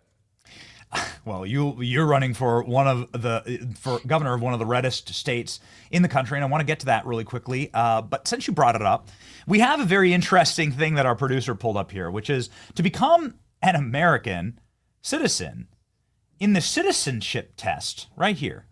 Yeah, thank you. You have to declare whether, for your naturalization application, you have to determine whether you're a member of the Communist Party, a totalitarian party, or a terrorist organization. That's still right there inside. Please, over. Thank you. Okay. And so, this is still part of the process here. Do you think that the administration should perhaps look at, like, if we have communists running our greatest cities, and our largest cities, should we take a harder look at this question on a naturalization process? Oh, there's no doubt. Man, that shouldn't even be on the application. That is ridiculous. We fought that. My dad fought in World War II against that oppression, and we lost 500,000 young men and women in war over this. And now we're going to let them come to this country. That's BS. I'm telling you right now. And people, I'll tell you, of course, we live in a different era down here, and we live in a different area. But at the end of the day, I think even the good people of New York and California are going to stand up. Yeah. Well, I hope so. What's your message to them? Let's talk about this gubernatorial race. And what's your message to them if they wish to flee New York and come to Alabama? Alabama's a beautiful state. What's your message to somebody from California or New York that says, oh, maybe I'll move on down to Mobile? Well, don't be expecting a free lunch. I promise you. Bring your lunch with you, because you're not going to be welcome if you're going to bring, that communist Islamic atmosphere with you. We're not going to deal with it. I'm telling you right now, it's not going to happen in Georgia, Florida, Alabama, Mississippi, Tennessee. It's not going to happen. But they're going to try to make it happen. They're going to try to overwhelm us. And if you just go back and look what Biden did, he brought in 200,000 people from Afghanistan. Now, they said they were interpreters and stuff. I saw a bunch of these people. They were flown to Brussels. I asked the commander in Brussels, who are these people? We don't know, but we're going to identify them, put their name down, and send them to the United States of America and make citizens out of them. That's what your past government did here in the Joe Biden administration. And, of course, Obama did the same thing. So we have got to fight back, and we can't wait till it's past due. Well, it seems like the time's already here, right? It seems like they've already executed on the plan. And the plan is, of course, infinity criminal alien migrations, get rid of all election security, and then you can fundamentally change forever the makeup of the American electorate and get your Marxist agenda here in the country. And we're seeing it play out. It's not a conspiracy theory. It's not even a theory anymore. The Great Replacement is real, and it's actively happening in America's largest cities at scale. And so it just seems like an alarming moment. Well, that's the easiest place to do it, Benny, in the big cities where they have all these government handouts, where they can hang out on the street, steal whatever they want to steal. Chicago, Detroit, they're all next. It'll happen in the big cities. It'll sweep across the country, and then they'll try to start going into the medium-sized cities. But we can't wait to that point. We've got to call it out, let it be known what it is. President Trump, I promise you, will fight back against it. Thank God he's in office. But again, it's all of our problem. It's all of America's problem. It's not just the president's. He can't do it by himself. But the leadership in these inner cities are just god awful, and they're getting worse. Would you?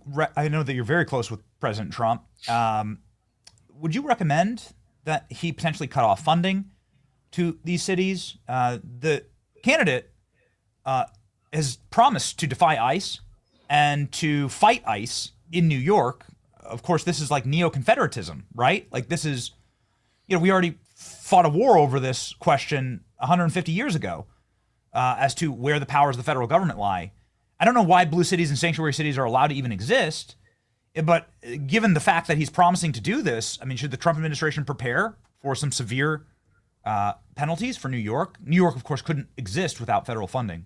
Yeah, I've spoken several times with Tom Homan, who is basically running the inner city ICE programs, and he told me, he said he's been pushed at every corner when he goes to these big cities. I'm sure if you get a mayor like this that takes over, it'll even be worse. And that's when you can stop the federal funding. You can do anything. President Trump can do anything he wants when it comes to federal. Again, these inner city rats, they live off the federal government. And that's one reason we're $37 trillion in debt. And it's time that we find these rats and we send them back home that are living off the American taxpayers that are working very hard every week to pay taxes. Yes.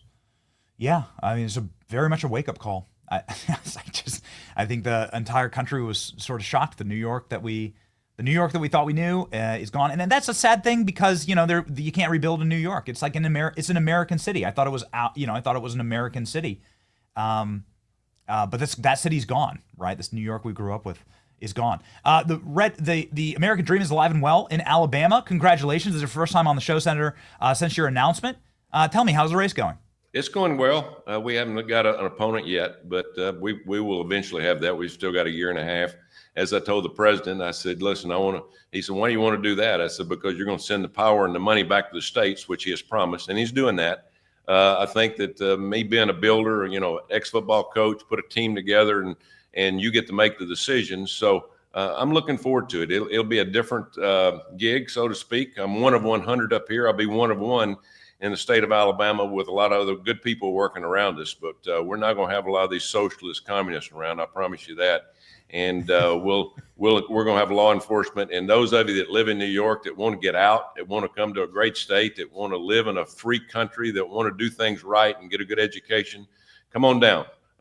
We want you to come down and be part of it. And there won't be a lot of handouts, but there's going to be a lot of jobs that you're going to be able to get your hands on, because manufacturing's coming back to the red states, not the blue states, because we have workers that want to do the right thing. That's right. Sir, could you please explain how the Golden Dome will be built in Alabama? Well, we built a lot of things in Huntsville, Alabama. Of course, we have NASA, SpaceX, Blue Origin. We have 500 defense contractors. We do a lot of things when it comes to the Missile Defense Agency. So a lot of that will originate and be built in Huntsville, Alabama, which we're very proud of. No, there's other parts of the country that will be able to do that. Huntsville is the biggest conglomerate of engineers in the United States. We have very smart people there. They do a lot of great work. And again, the future is space. Okay. And a lot of this Golden Dome will be from space. It won't just be missiles. It'll be high energy lasers that we're starting to roll out as we speak on a smaller scale. It'll be a larger scale in the future that will actually be lasers coming from space that will knock down missiles. There's a lot of things coming. This AI and the future generations are going to really have a good time of putting things together to protect not just us, but all of our allies. There is, you're talking about economics and economic questions. Something that affects not just Alabama, but the entire nation is the interest rates. You're one of the few senators who's actually been straight out the gate and said you got to fire Jerome Powell right now. Can you talk me through your logic there, Senator? Well, I call it FJP, fire Jerome Powell. I've known him since I got up here. And when I first get here 5 years ago, he came in office. I said, what are you doing? How come you're not raising rates? And it was really slow in raising rates back when Joe Biden came in. And then, of course, he gets them so high now. Nobody's selling a home because of interest rates. They're going to keep their 3% loan and not sell a house. We don't have enough houses for people I know in our area. There's not any building going on. We have got to help the middle class. Jerome Powell is not helping the middle class. He's destroying the middle class. He's not giving more jobs. We're sitting around looking at each other wondering, when is this interest rate going to go down? He's killing our farmers. Our farmers are absolutely going under. And I think this was a whole plan. Jerome Powell is a political guy. He is not an economist. And, you talk to Scott Bessent of Secretary of Treasury. He says he talks to him all the time. They're letting him run his own show. There's only one person on that Fed board, Mickey Bowen, who now is the vice chair, that I would trust. She's the only one that voted against the raising or dropping the interest rate right before the election for obviously Kamala Harris when inflation was sky high. So you can tell it's politics, but we got to get away from politics and help the American people. That's what this big, beautiful bill is going to do, by the way. And how is that going in the Senate? I know that there is quite a bit of ruckus over the parliamentarian striking brick by brick some of the major accomplishments inside of that bill, at least from the House side. How's it look in the Senate? Senator? Well, it's going fine. If people ask me about it, 2/3 of it is absolutely great for the American people, making the tax cuts permanent. I mean, that's the main goal of this entire bill. Now, then you have 1/3 of it that everybody over here is kind of playing each other off, and hey, I don't want to cut this from my state or do this or that. Sometimes you just got to bite the bullet and go on down the road. Now, the parliamentarian, she gets in the Senate, gets to strike out some things. She did some, probably about 10, 15%. But at the end of the day, most of it is pretty good. And people ask me, is it going to pass? I said, it's going to be a photo finish. Exactly what it's going to be. Okay.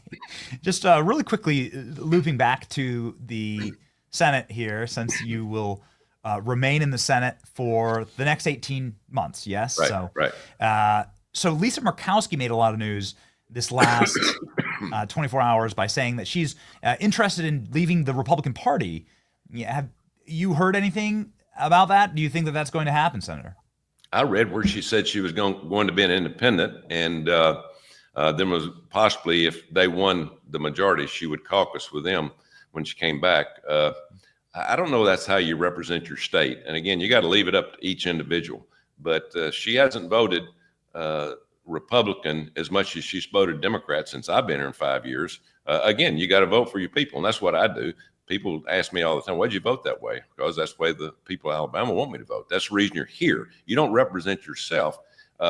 We got some different personalities here on the Republican side, and it's going to be interesting with this vote. I know President Trump gets back here tonight, and I'm sure he's got a list of people that he's going to make phone calls to that say, can I see you in the Oval Office, tonight about 11 o'clock? He gets very involved, and thank God he does, because he's going to have to be the one to get this over the finish line. Right now, I don't know whether we have the votes, Benny, to get this bill passed. And it's a crying shame, because this is a great bill if we just look at the overall bill for the American people. So, yeah, we're pulling up the Alaska 2024 election map right now. It's, Donald Trump won it walking away. Yeah. Donald Trump wins it in a demonstrable landslide. You can see here on the map. And it's like, are you just completely fraudulent? Did you just lie to everybody that you were a Republican? It seems an insane thing to do. Why would you do that?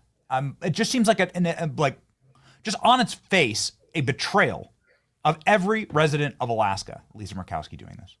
Well, if you look at their voting system, and I don't really understand it or know why people do this, they did this in the mayor's race yesterday in New York, that ranked choice voting.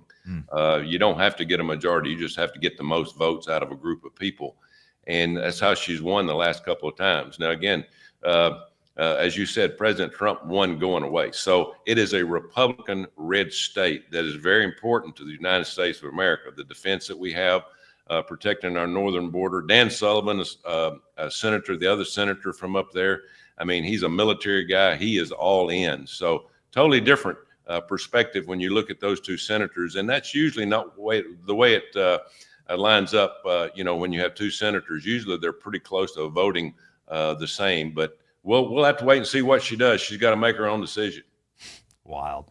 Yeah, you can see Kamala didn't win a single county in all of Alaska. I don't pretend to know Alaska very well. I've never been there, but yeah, it just seems like it just seems like the worst style of backstabbing to your voters and fraudulence.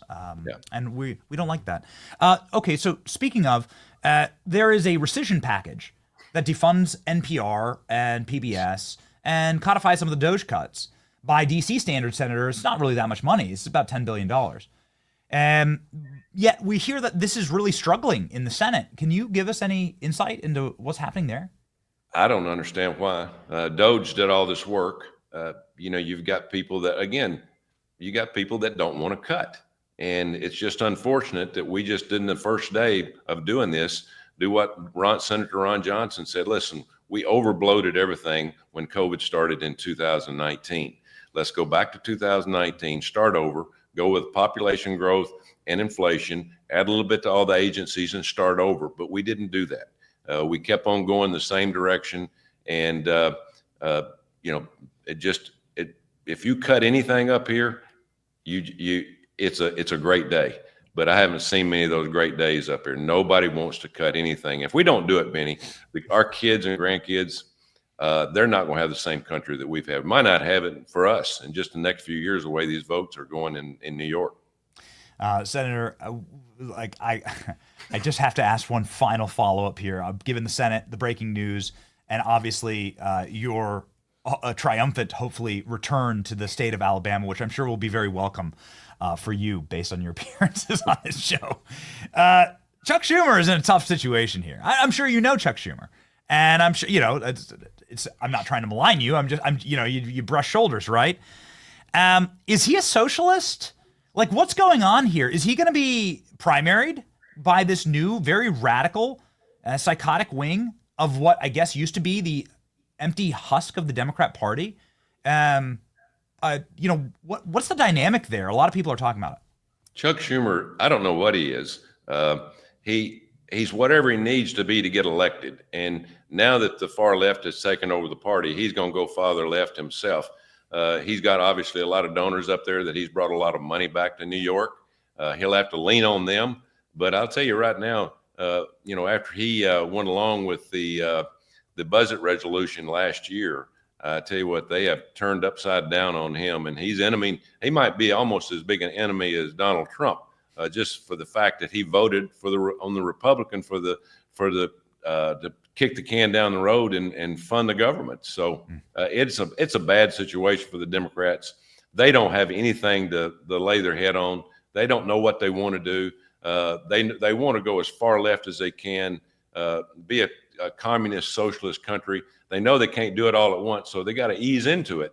But they got to have people like Chuck Schumer to get on board. And I would imagine to get elected, he'd jump on board with that. Wow. So you think he's just going to straight up? Yeah. He's going to straight up go completely left-wing radical. Oh, I think what you could do, Senator, we have a photo here of Chuck Schumer. I think what you could do is you could invite him down to Alabama, teach him how to grill a burger, right? I'm sure you know how to grill a burger in Alabama, and do some, you don't put the cheese on the raw meat. And maybe you could educate him a little bit in your fine state. Well, like I said, life's tough. It's a lot tougher when you're stupid, I'll tell you. That's the easy way to put it. Godspeed, Senator. Everybody follow the great senator, the next governor of Alabama, the great coach, Tommy Tuberville. Ladies and gentlemen, 100,000 Americans already follow. Make sure that we're fighting with the people who fight for us. Godspeed, Senator. Thank you, Benny.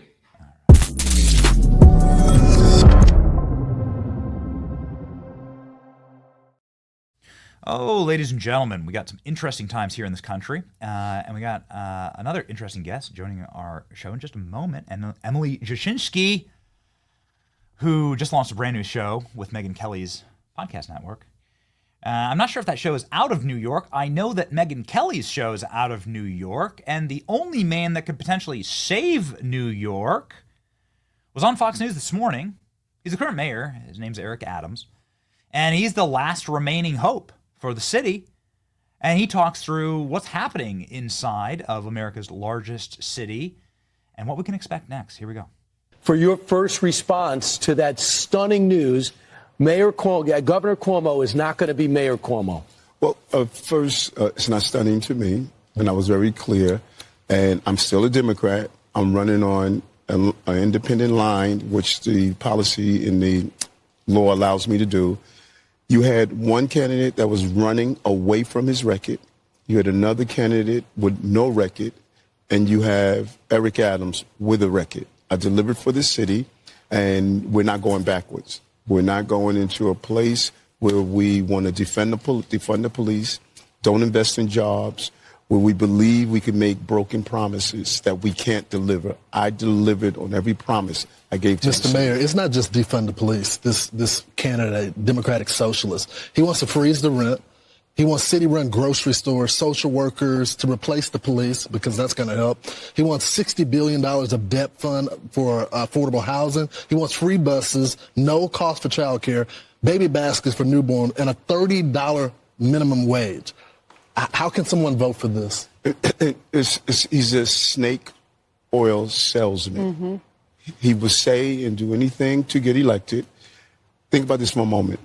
He wants to raise 1%. He wants to raise tax on 1% of New York's high-income earners. As the mayor, you don't have the authority to do that. You know who has the authority to do that? An assemblyman, which he is. He wants to do free buses. He could have done it at assemblyman.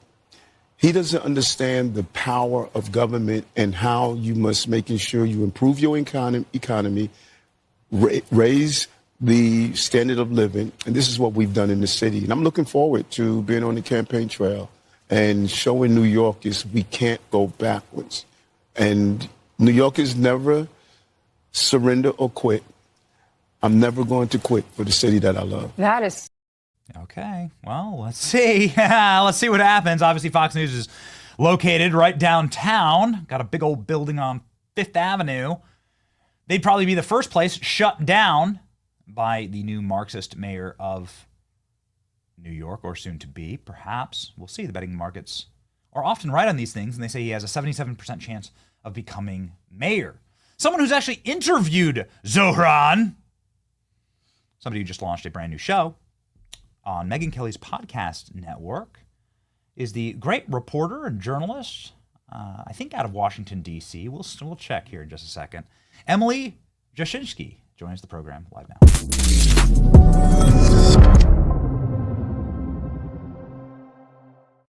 Emily, what's up? Hey, congratulations.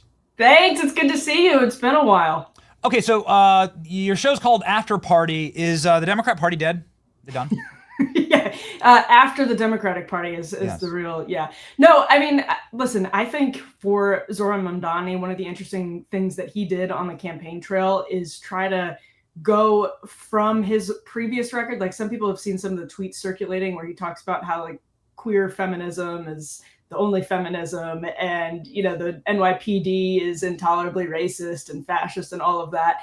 He was pretty careful, even running in the Democratic primary in New York City, to run away from that. So what's being set up here is a really interesting juxtaposition between NYPD Eric Adams, that people just heard from right there, and Zohran Mamdani, who is from the DSA, the Democratic Socialists of America movement, and carries a lot of that culture war, far left baggage now into a race where Eric Adams is already ready to go in on him. So it's a big test. I mean, Adams there said he's running as a Democrat.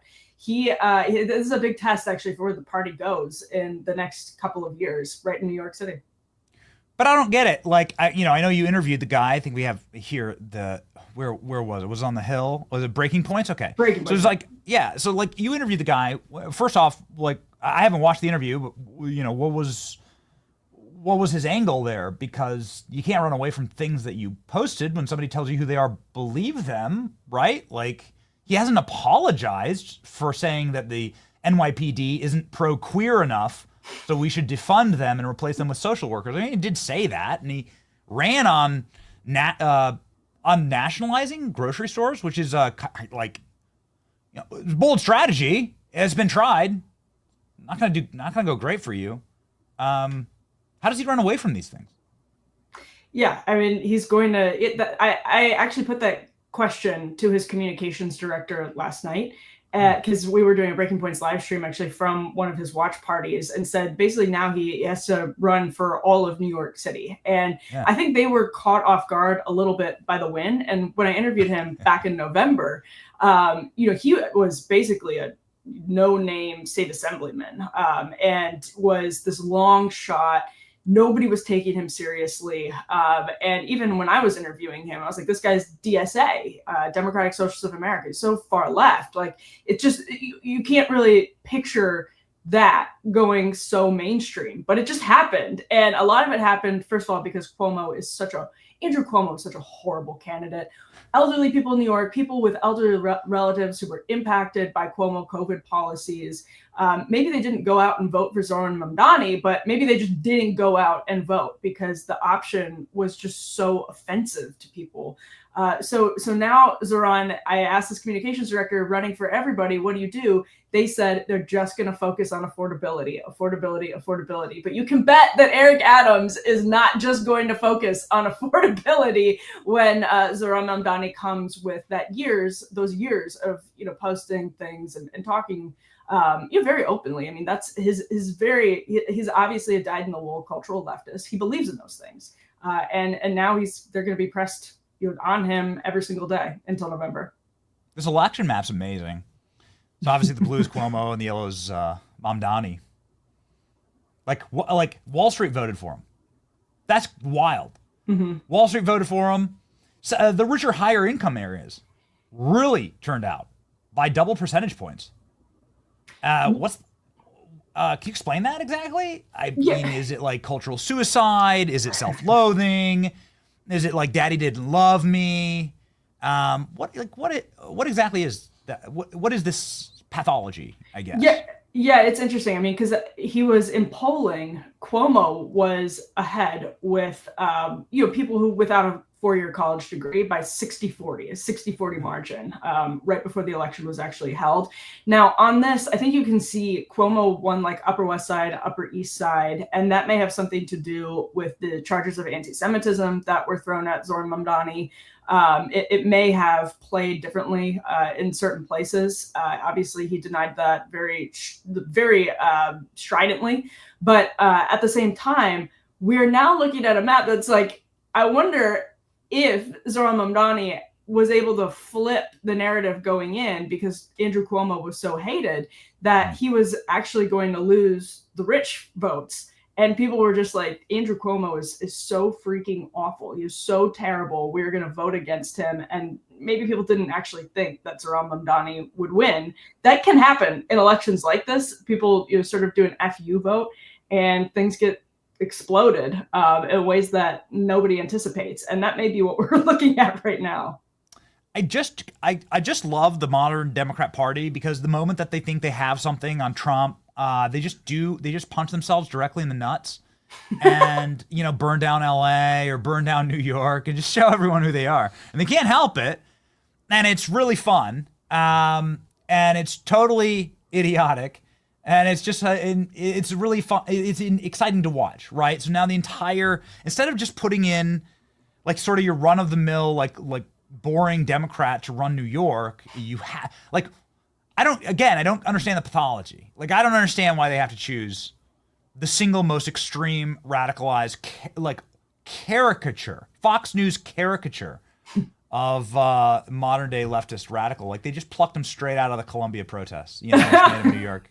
That's a good way to put it. Except, to Zoran Mamdani's credit, one thing that he did actually do was talk all of the time about economics, kitchen table stuff. And so, while you and I would look at that and be like, well, none of this is actually going to bring prices down or help the economy of New York City, if you are somebody who is living paycheck to paycheck in the city and you're furious about the cost of housing, yeah, you look at an Eric Adams, you look at an Andrew Cuomo, people who have had power for a while, and say, whatever, I'm going with this guy because he at least seems to understand how bad things are. Now, again, you and I would disagree with that, but he was obviously aware of how poorly the culture war stuff plays and was trying very hard to only talk about kitchen table issues. And I imagine that's what he's going to try to do going forward. But you just brought up an interesting point about ICE, deportations, all of that. This was a problem for Eric Adams, by the way, during the Biden administration, when New York City was a sanctuary city and was the residents of New York City, people who are Democrats, lifelong Democrats, were furious with the sanctuary city policies, with the Biden administration, with the Adams administration at the time. And Adams basically pivoted and said, yeah, this is wrong. This is not good for the city. This is hurting my constituents. Mamdani is about as far left as you can get on those questions and has leaned into it. He was talking last night in his victory speech about how he's fighting Trump's fascism and going to stop Trump from deporting, I think he said, quote, our neighbors. Now, that is a kitchen table issue for a lot of working class voters in New York City who see it as a labor question, not just a culture war immigration thing, but as a labor question, as a question of jobs, as a question of the economy. And so that, I think, is going to be one of the biggest obstacles for Mamdani in the months ahead. People don't like the criminal aliens in New York. No. I get that. I get it. It's like an easy pantomime caricature of like a left winger, but you go into New York, as you just said, and you talk to the working classes, Mm-hmm. you know, the people that are actually like naturalized citizens there, and they hate it. I mean, Mhm. they hate it like a lot. How does it work, right? Like, so what's going to happen next? Like, do you think Eric Adams can win? Yes, I think Eric Adams can absolutely win. I think Zohran Mamdani can win because if you're a Democrat in New York City, you come in with a massive advantage just because you have D next to your name. And Benny, you and I follow politics so closely that we, sort of forget the average voter probably heads to the polls on election day. And a lot of times just says, well, I'm a Democrat, I'm going with D. I've heard a little bit about this person, a little bit about that person. So you already do have a significant built-in advantage if you're the Democratic candidate for mayor. So it's definitely not impossible that Zohran Mamdani wins this, but Eric Adams, for all of the scandals that are plaguing him, now has the built-in advantage of looking like a calm and steady hand relative to such uncertainty in the form of Zohran Mamdani. So he absolutely could win this. So zooming out, this is one of my favorite maps on the show, the 2030 apportionment forecast. Like, they're cooked, man. Like, listen, there's, Emily, after 2028, Republicans don't even have to win the Rust Belt anymore. You don't even have to win Pennsylvania in order to win a national election. I mean, this is truly like a survival moment for the left. Yeah, and we've often speculated, not like I'm into giving left-wingers free advice, but the only way to fix this is obviously to like come to the middle. And to not like burn your cities down, not to do what's happening in LA and New York, but they're incapable of that. And these trends are like really bad. Obviously, you see New York and California, the two states that are burning their major cities to the ground. You see them losing piles of electoral votes. And this is what's already been done. I mean, this die is cast. This is finished. It's over, right? Texas and Florida are going to gain a ton, going to gain over 10 electoral votes. New York and California are going to lose. Because of this. So like, I guess selfishly, I'm like, continue the trend. Like it's bad for great American cities. It sucks because we should all feel like America, like we should want to go visit New York or Chicago or LA, but it's going to play out really, really badly as they continue to, hemorrhage electoral votes, right? Like this is very bad for the party image. Well, yeah, and it also shows, that's one of the interesting things about this map, how we are increasingly being sort of, like Charles Murray wrote the book Coming Apart in 2012. We can see that happening like physically, geographically right now. We are concentrating in pockets based on politics. And in the long term, that's not good that you're pushing all of the normal people out of New York because it's basically creates Gotham, right? You have really wealthy people who are able to, be protected by their private security, and then really poor people who are just trying to survive and who work for the really wealthy people. And Benny, I know you've talked about this, but I think you left DC during COVID and you went to Florida. And one of the reasons that sanctuary cities like DC during COVID were such a disaster was because of immigration policies. It was because of crime. It was because the cities were filthy. And those were all downstream of deep blue policies, of unchecked democratic progressive culture war policies in the cities. And so that's where I think you're going to see the Mamdani campaign try really hard to look like they've got nothing to do with that. But it's really hard when you're also talking about stopping ICE deportations. Like, I think it's going to be a very, very interesting race to watch, actually, because they're trying to do the kitchen table economics thing at the same time as doing the Trump is a fascist culture war type thing. I mean, fascism is obviously locking people into their homes, telling them they can't breathe air because of some mysterious virus that the CIA created, right? And then released upon us to rig an election, and then locked everyone out. And then but by the way, turned every park in DC into a homeless encampment that I have to walk my newborn baby past, defund the DC police. I'm like, I've lived this, I've lived it.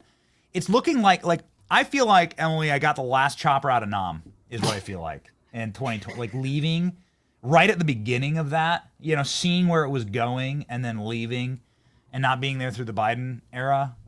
I think you're still in DC, right? Yeah, not too far from where you were. But it's well. actually, this is an interesting point.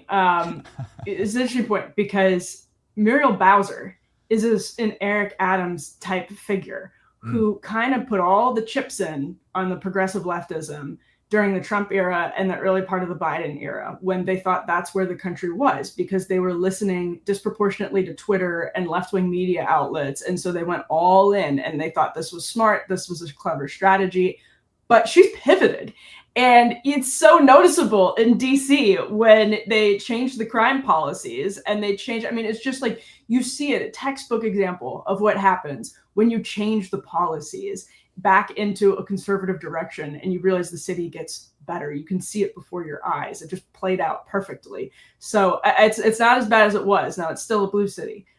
So you're still probably better off in Florida, Benny. But it's amazing to watch it happen. And that's an advantage for Eric Adams on the question of immigration and crime going forward. Yeah. Well, when your home's getting set on fire and people are throwing bricks, and you're trying to walk your kid, your newborn, in a stroller, it's not great. It's not. And there's a roving Antifa mob on every corner. Yeah, not a good place to raise a family. So, again, last chopper out of Nam. I'm glad you survived. I'm glad that obviously Trump has given the left license to do what they have to do for their survival, which is to try and move, at the very least, away from cultural suicide. But I think it looks really bad. I think your show looks really good. The Tucker clip went thermonuclear viral. It was great. It was very interesting.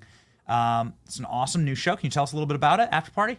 Yeah. No, thanks, Benny. It was so kind of Tucker to come on, especially in that news cycle. But what we're doing on Mondays and Wednesdays at 10 p.m. is a live streaming late night show where we go in after the news cycle. That's where the kind of after party comes in. It's a little bit of a double entendre, but we come in after the news cycle, try to be a little bit relaxed and think about what happened in that day, have a little bit of fun with it. And we love that it's live. Benny, there's just a special energy to doing things live. So we're super excited about it. It's 10 p.m. Mondays and Wednesdays. You can find it on YouTube. 10 p.m. Holy moly! I know. My entire team knows. We had guests last night, and I was up past 10 p.m. and now I'm suffering. I didn't drink anything. So bad. I didn't drink anything, but that was past my bedtime, and now I'm hurting. It's horrible. It's I'm on the wrong side of 30, Emily. I was gonna say, not the Benny that I remember. I got a million kids. I got a million kids now. On the wrong. I got tea. I like to drink at night. Wow. I got slippers. All right. Got a nightcap. Yeah, you like a nightcap literally means a little cap I wear. Okay, instead of an alcohol. Yeah. But Emily, if there is a reason to stay up past 9 p.m., then your show is it. Everybody follow Emily for more interesting and very insightful takes. And I look forward to seeing your new show be a massive, smashing success, Emily. Godspeed. Thank you, Benny.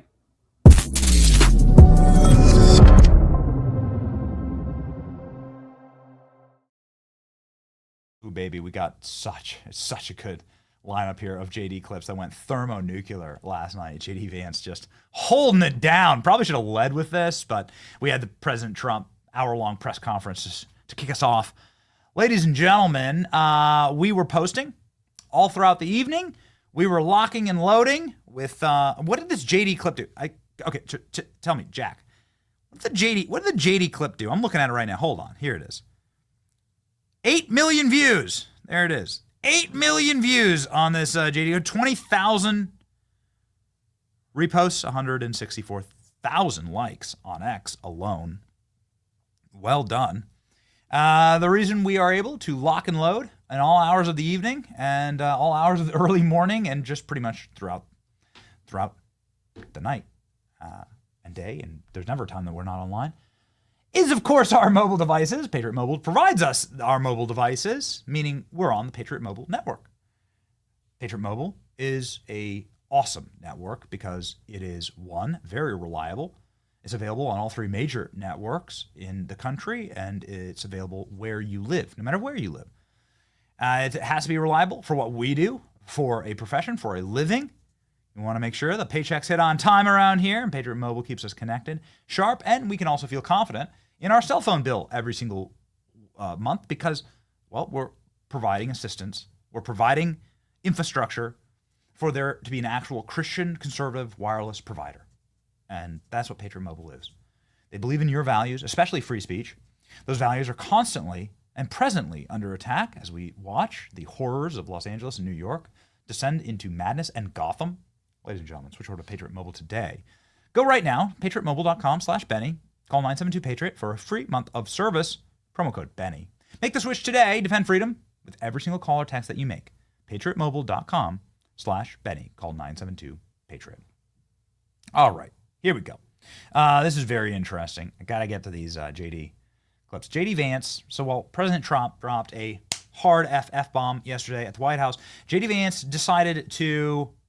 Should I do it? I have to do it. The vice president did it. Okay? I'm sorry. I'm not flipping you off. I'm just saying this is what JD Vance did. He flipped up. He did like the hard middle finger to the audience. And what's that about? What's that about? What's JD doing? This is what went so viral. Here you go. Trust me. In Washington, D.C., they have this thing where I think it means we're number one in Washington, D.C., but all the pink-haired people throw up this sign. And I think, that means we're number one, right? I choose to take that as that symbol in Washington. But all kidding aside. Give me a photo of that. Give me the photo. Because the style of this is like the hard finger straight up in the air. I'm going to try not to do it. We try not to curse on this program. I try not to flip off everyone on this program. All right, there it is. Yeah, the hard like straight up middle finger. Okay, this is a very special style of flipping the bird. Yes, very aggressive. That's a very aggressive. This is very, very aggressive. This is Fred Durst style. Like, yeah, this is Run DMC. Like early 90s rap style, rap rock, kid rock style energy here, which of course is the Appalachia energy of JD Vance. There it is, ladies and gentlemen. Goodness gracious. So JD Vance is making a joke about how libs flip him off as he drives through D.C. And he thinks that's very funny. And he was cracking jokes also about President Trump launching a nuclear weapon. Oh no, somebody call CNN. JD Vance told a joke. Humor's illegal. Listen. And the president looks over at me, puts the foreign leader on mute and says, "This is not going very well," and he presses the red button. and my eyes get really big, and I'm like, "Mr. President, what just happened?" And he looks at me and he goes, "Nuclear." Nuclear. And 2 minutes later, a guy walks in with a Diet Coke, and he looks back at me and he says, "It wasn't nuclear, it's just the Diet Coke button." And that's... So that's the kind of guy, and my fellow Republicans, that we have as the President of the United States. Okay. It is a beautiful thing. Ladies and gentlemen, J.D. Vance, one more time. You hear the American media say all the time that Donald Trump is a threat to democracy. J.D. Vance doing his best to, you know how when they pave a street, you gotta grind everything down, make it nice and even? He's doing his best. He's like the earth grinder right now. He's paving the way, okay? He's smoothing out the road for a 2028 run. You can see it. You can sense it. We're getting way ahead of ourselves here. We got so much work to do, but you can see what JD is doing right now. He is clearly the heir apparent. And ladies and gentlemen, here's JD Vance being quite the disciplinarian. And the final and most important thing, and I think this is the most important issue confronting this country, and it was certainly the most important issue that was destroying this country over the past 4 years, and that is the issue of illegal immigration. Now, if I had stood here in October of 2024 and you had told me that after 45 days of the Trump administration, we would have illegal border crossings down between 95 to 99%, I would have said, whoa, whoa, whoa. I believe the president is very serious about this, and I believe the president is very effective. But there is no way that we're going to have illegal border crossings down that much, and I'm happy to report that 1.5 months into the Trump administration, we had illegal border crossings down 99%. It was a radical success, and it happened very quickly.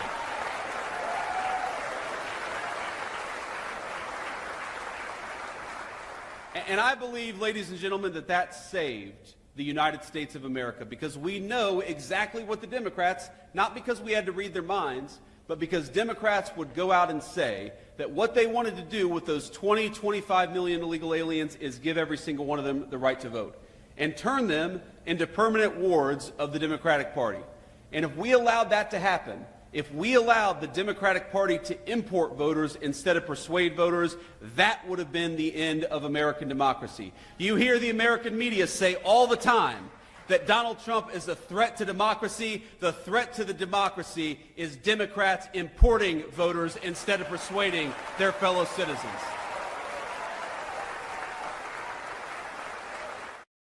Freaking sharp, dude. It's amazing. And you're blackpilling? No, don't blackpill. Don't blackpill. We're finally able to call out the problem. You can't fix the problem that you can't talk about, right? There's no such thing as a great replacement theory. There's just the great replacement in action, and it's happening, and it's already happened, in fact, in some of these places that are totally lost, that are completely lost. I mean, I guess we'll see. I guess we'll see what happens in New York. But it's going to be a wild one. We may be heading to New York. We're going to talk about that. I've got to be in my bonnet about the Bronx girl AOC. Just a story I really want to do about where does she actually come from? Was Jenny from the block actually from the block? Ladies and gentlemen, we may have a little trip later in the week. We may have to go to New York and find out what's actually happening. We'll see. We'll decide on that today. But what we will decide on every single day, and is guaranteed, is our verse of the day. Ladies and gentlemen, from Proverbs 16:21. The wise in heart are called discerning, and gracious words promote instruction. The wise in heart are called discerning. Gracious words promote instruction. Make sure today that you are locked in with your scriptures. Make sure on every day, but especially in these times when clearly the forces of darkness are being rolled back. They're getting very aggressive, right? But light is winning. Victory is winning. Donald Trump is like out there purely promoting peace right now. And as far as I know, ALX, correct me if I'm wrong, but as far as I know, there's been no breaking of the ceasefire. There's been actual peace brought upon that region. I hear that a Gaza and Ukraine deal are around the corner and may well have just been signed, in fact, with President Trump and Zelensky. And that there's more to come on that. That's all the rumblings right now. So peace in our time. But also, you got to understand that the global peace is one thing. Peace in our country is the next thing. And we got to actually focus entirely on that as the main thing. Keep the main thing the main thing.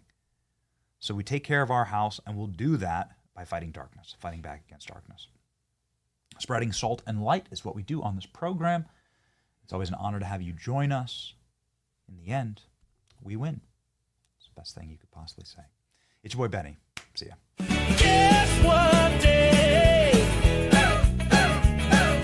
Guess what?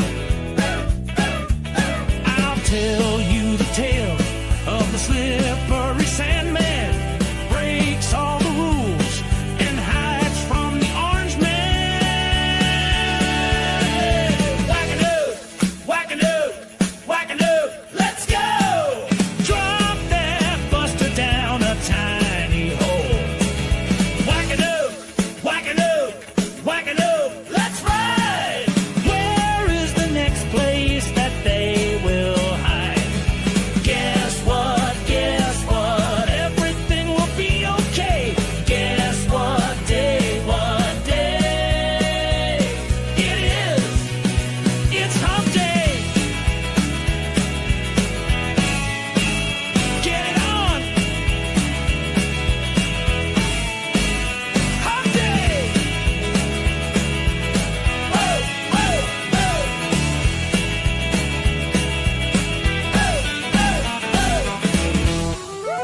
The biggest ships in the sea, all owned by the oldest kings, and their dying legacy, media deal weeds. Soon will the Benny Show come to mind. The salt from lives for fun. Leave the gold and bring the gun. We sail for number one.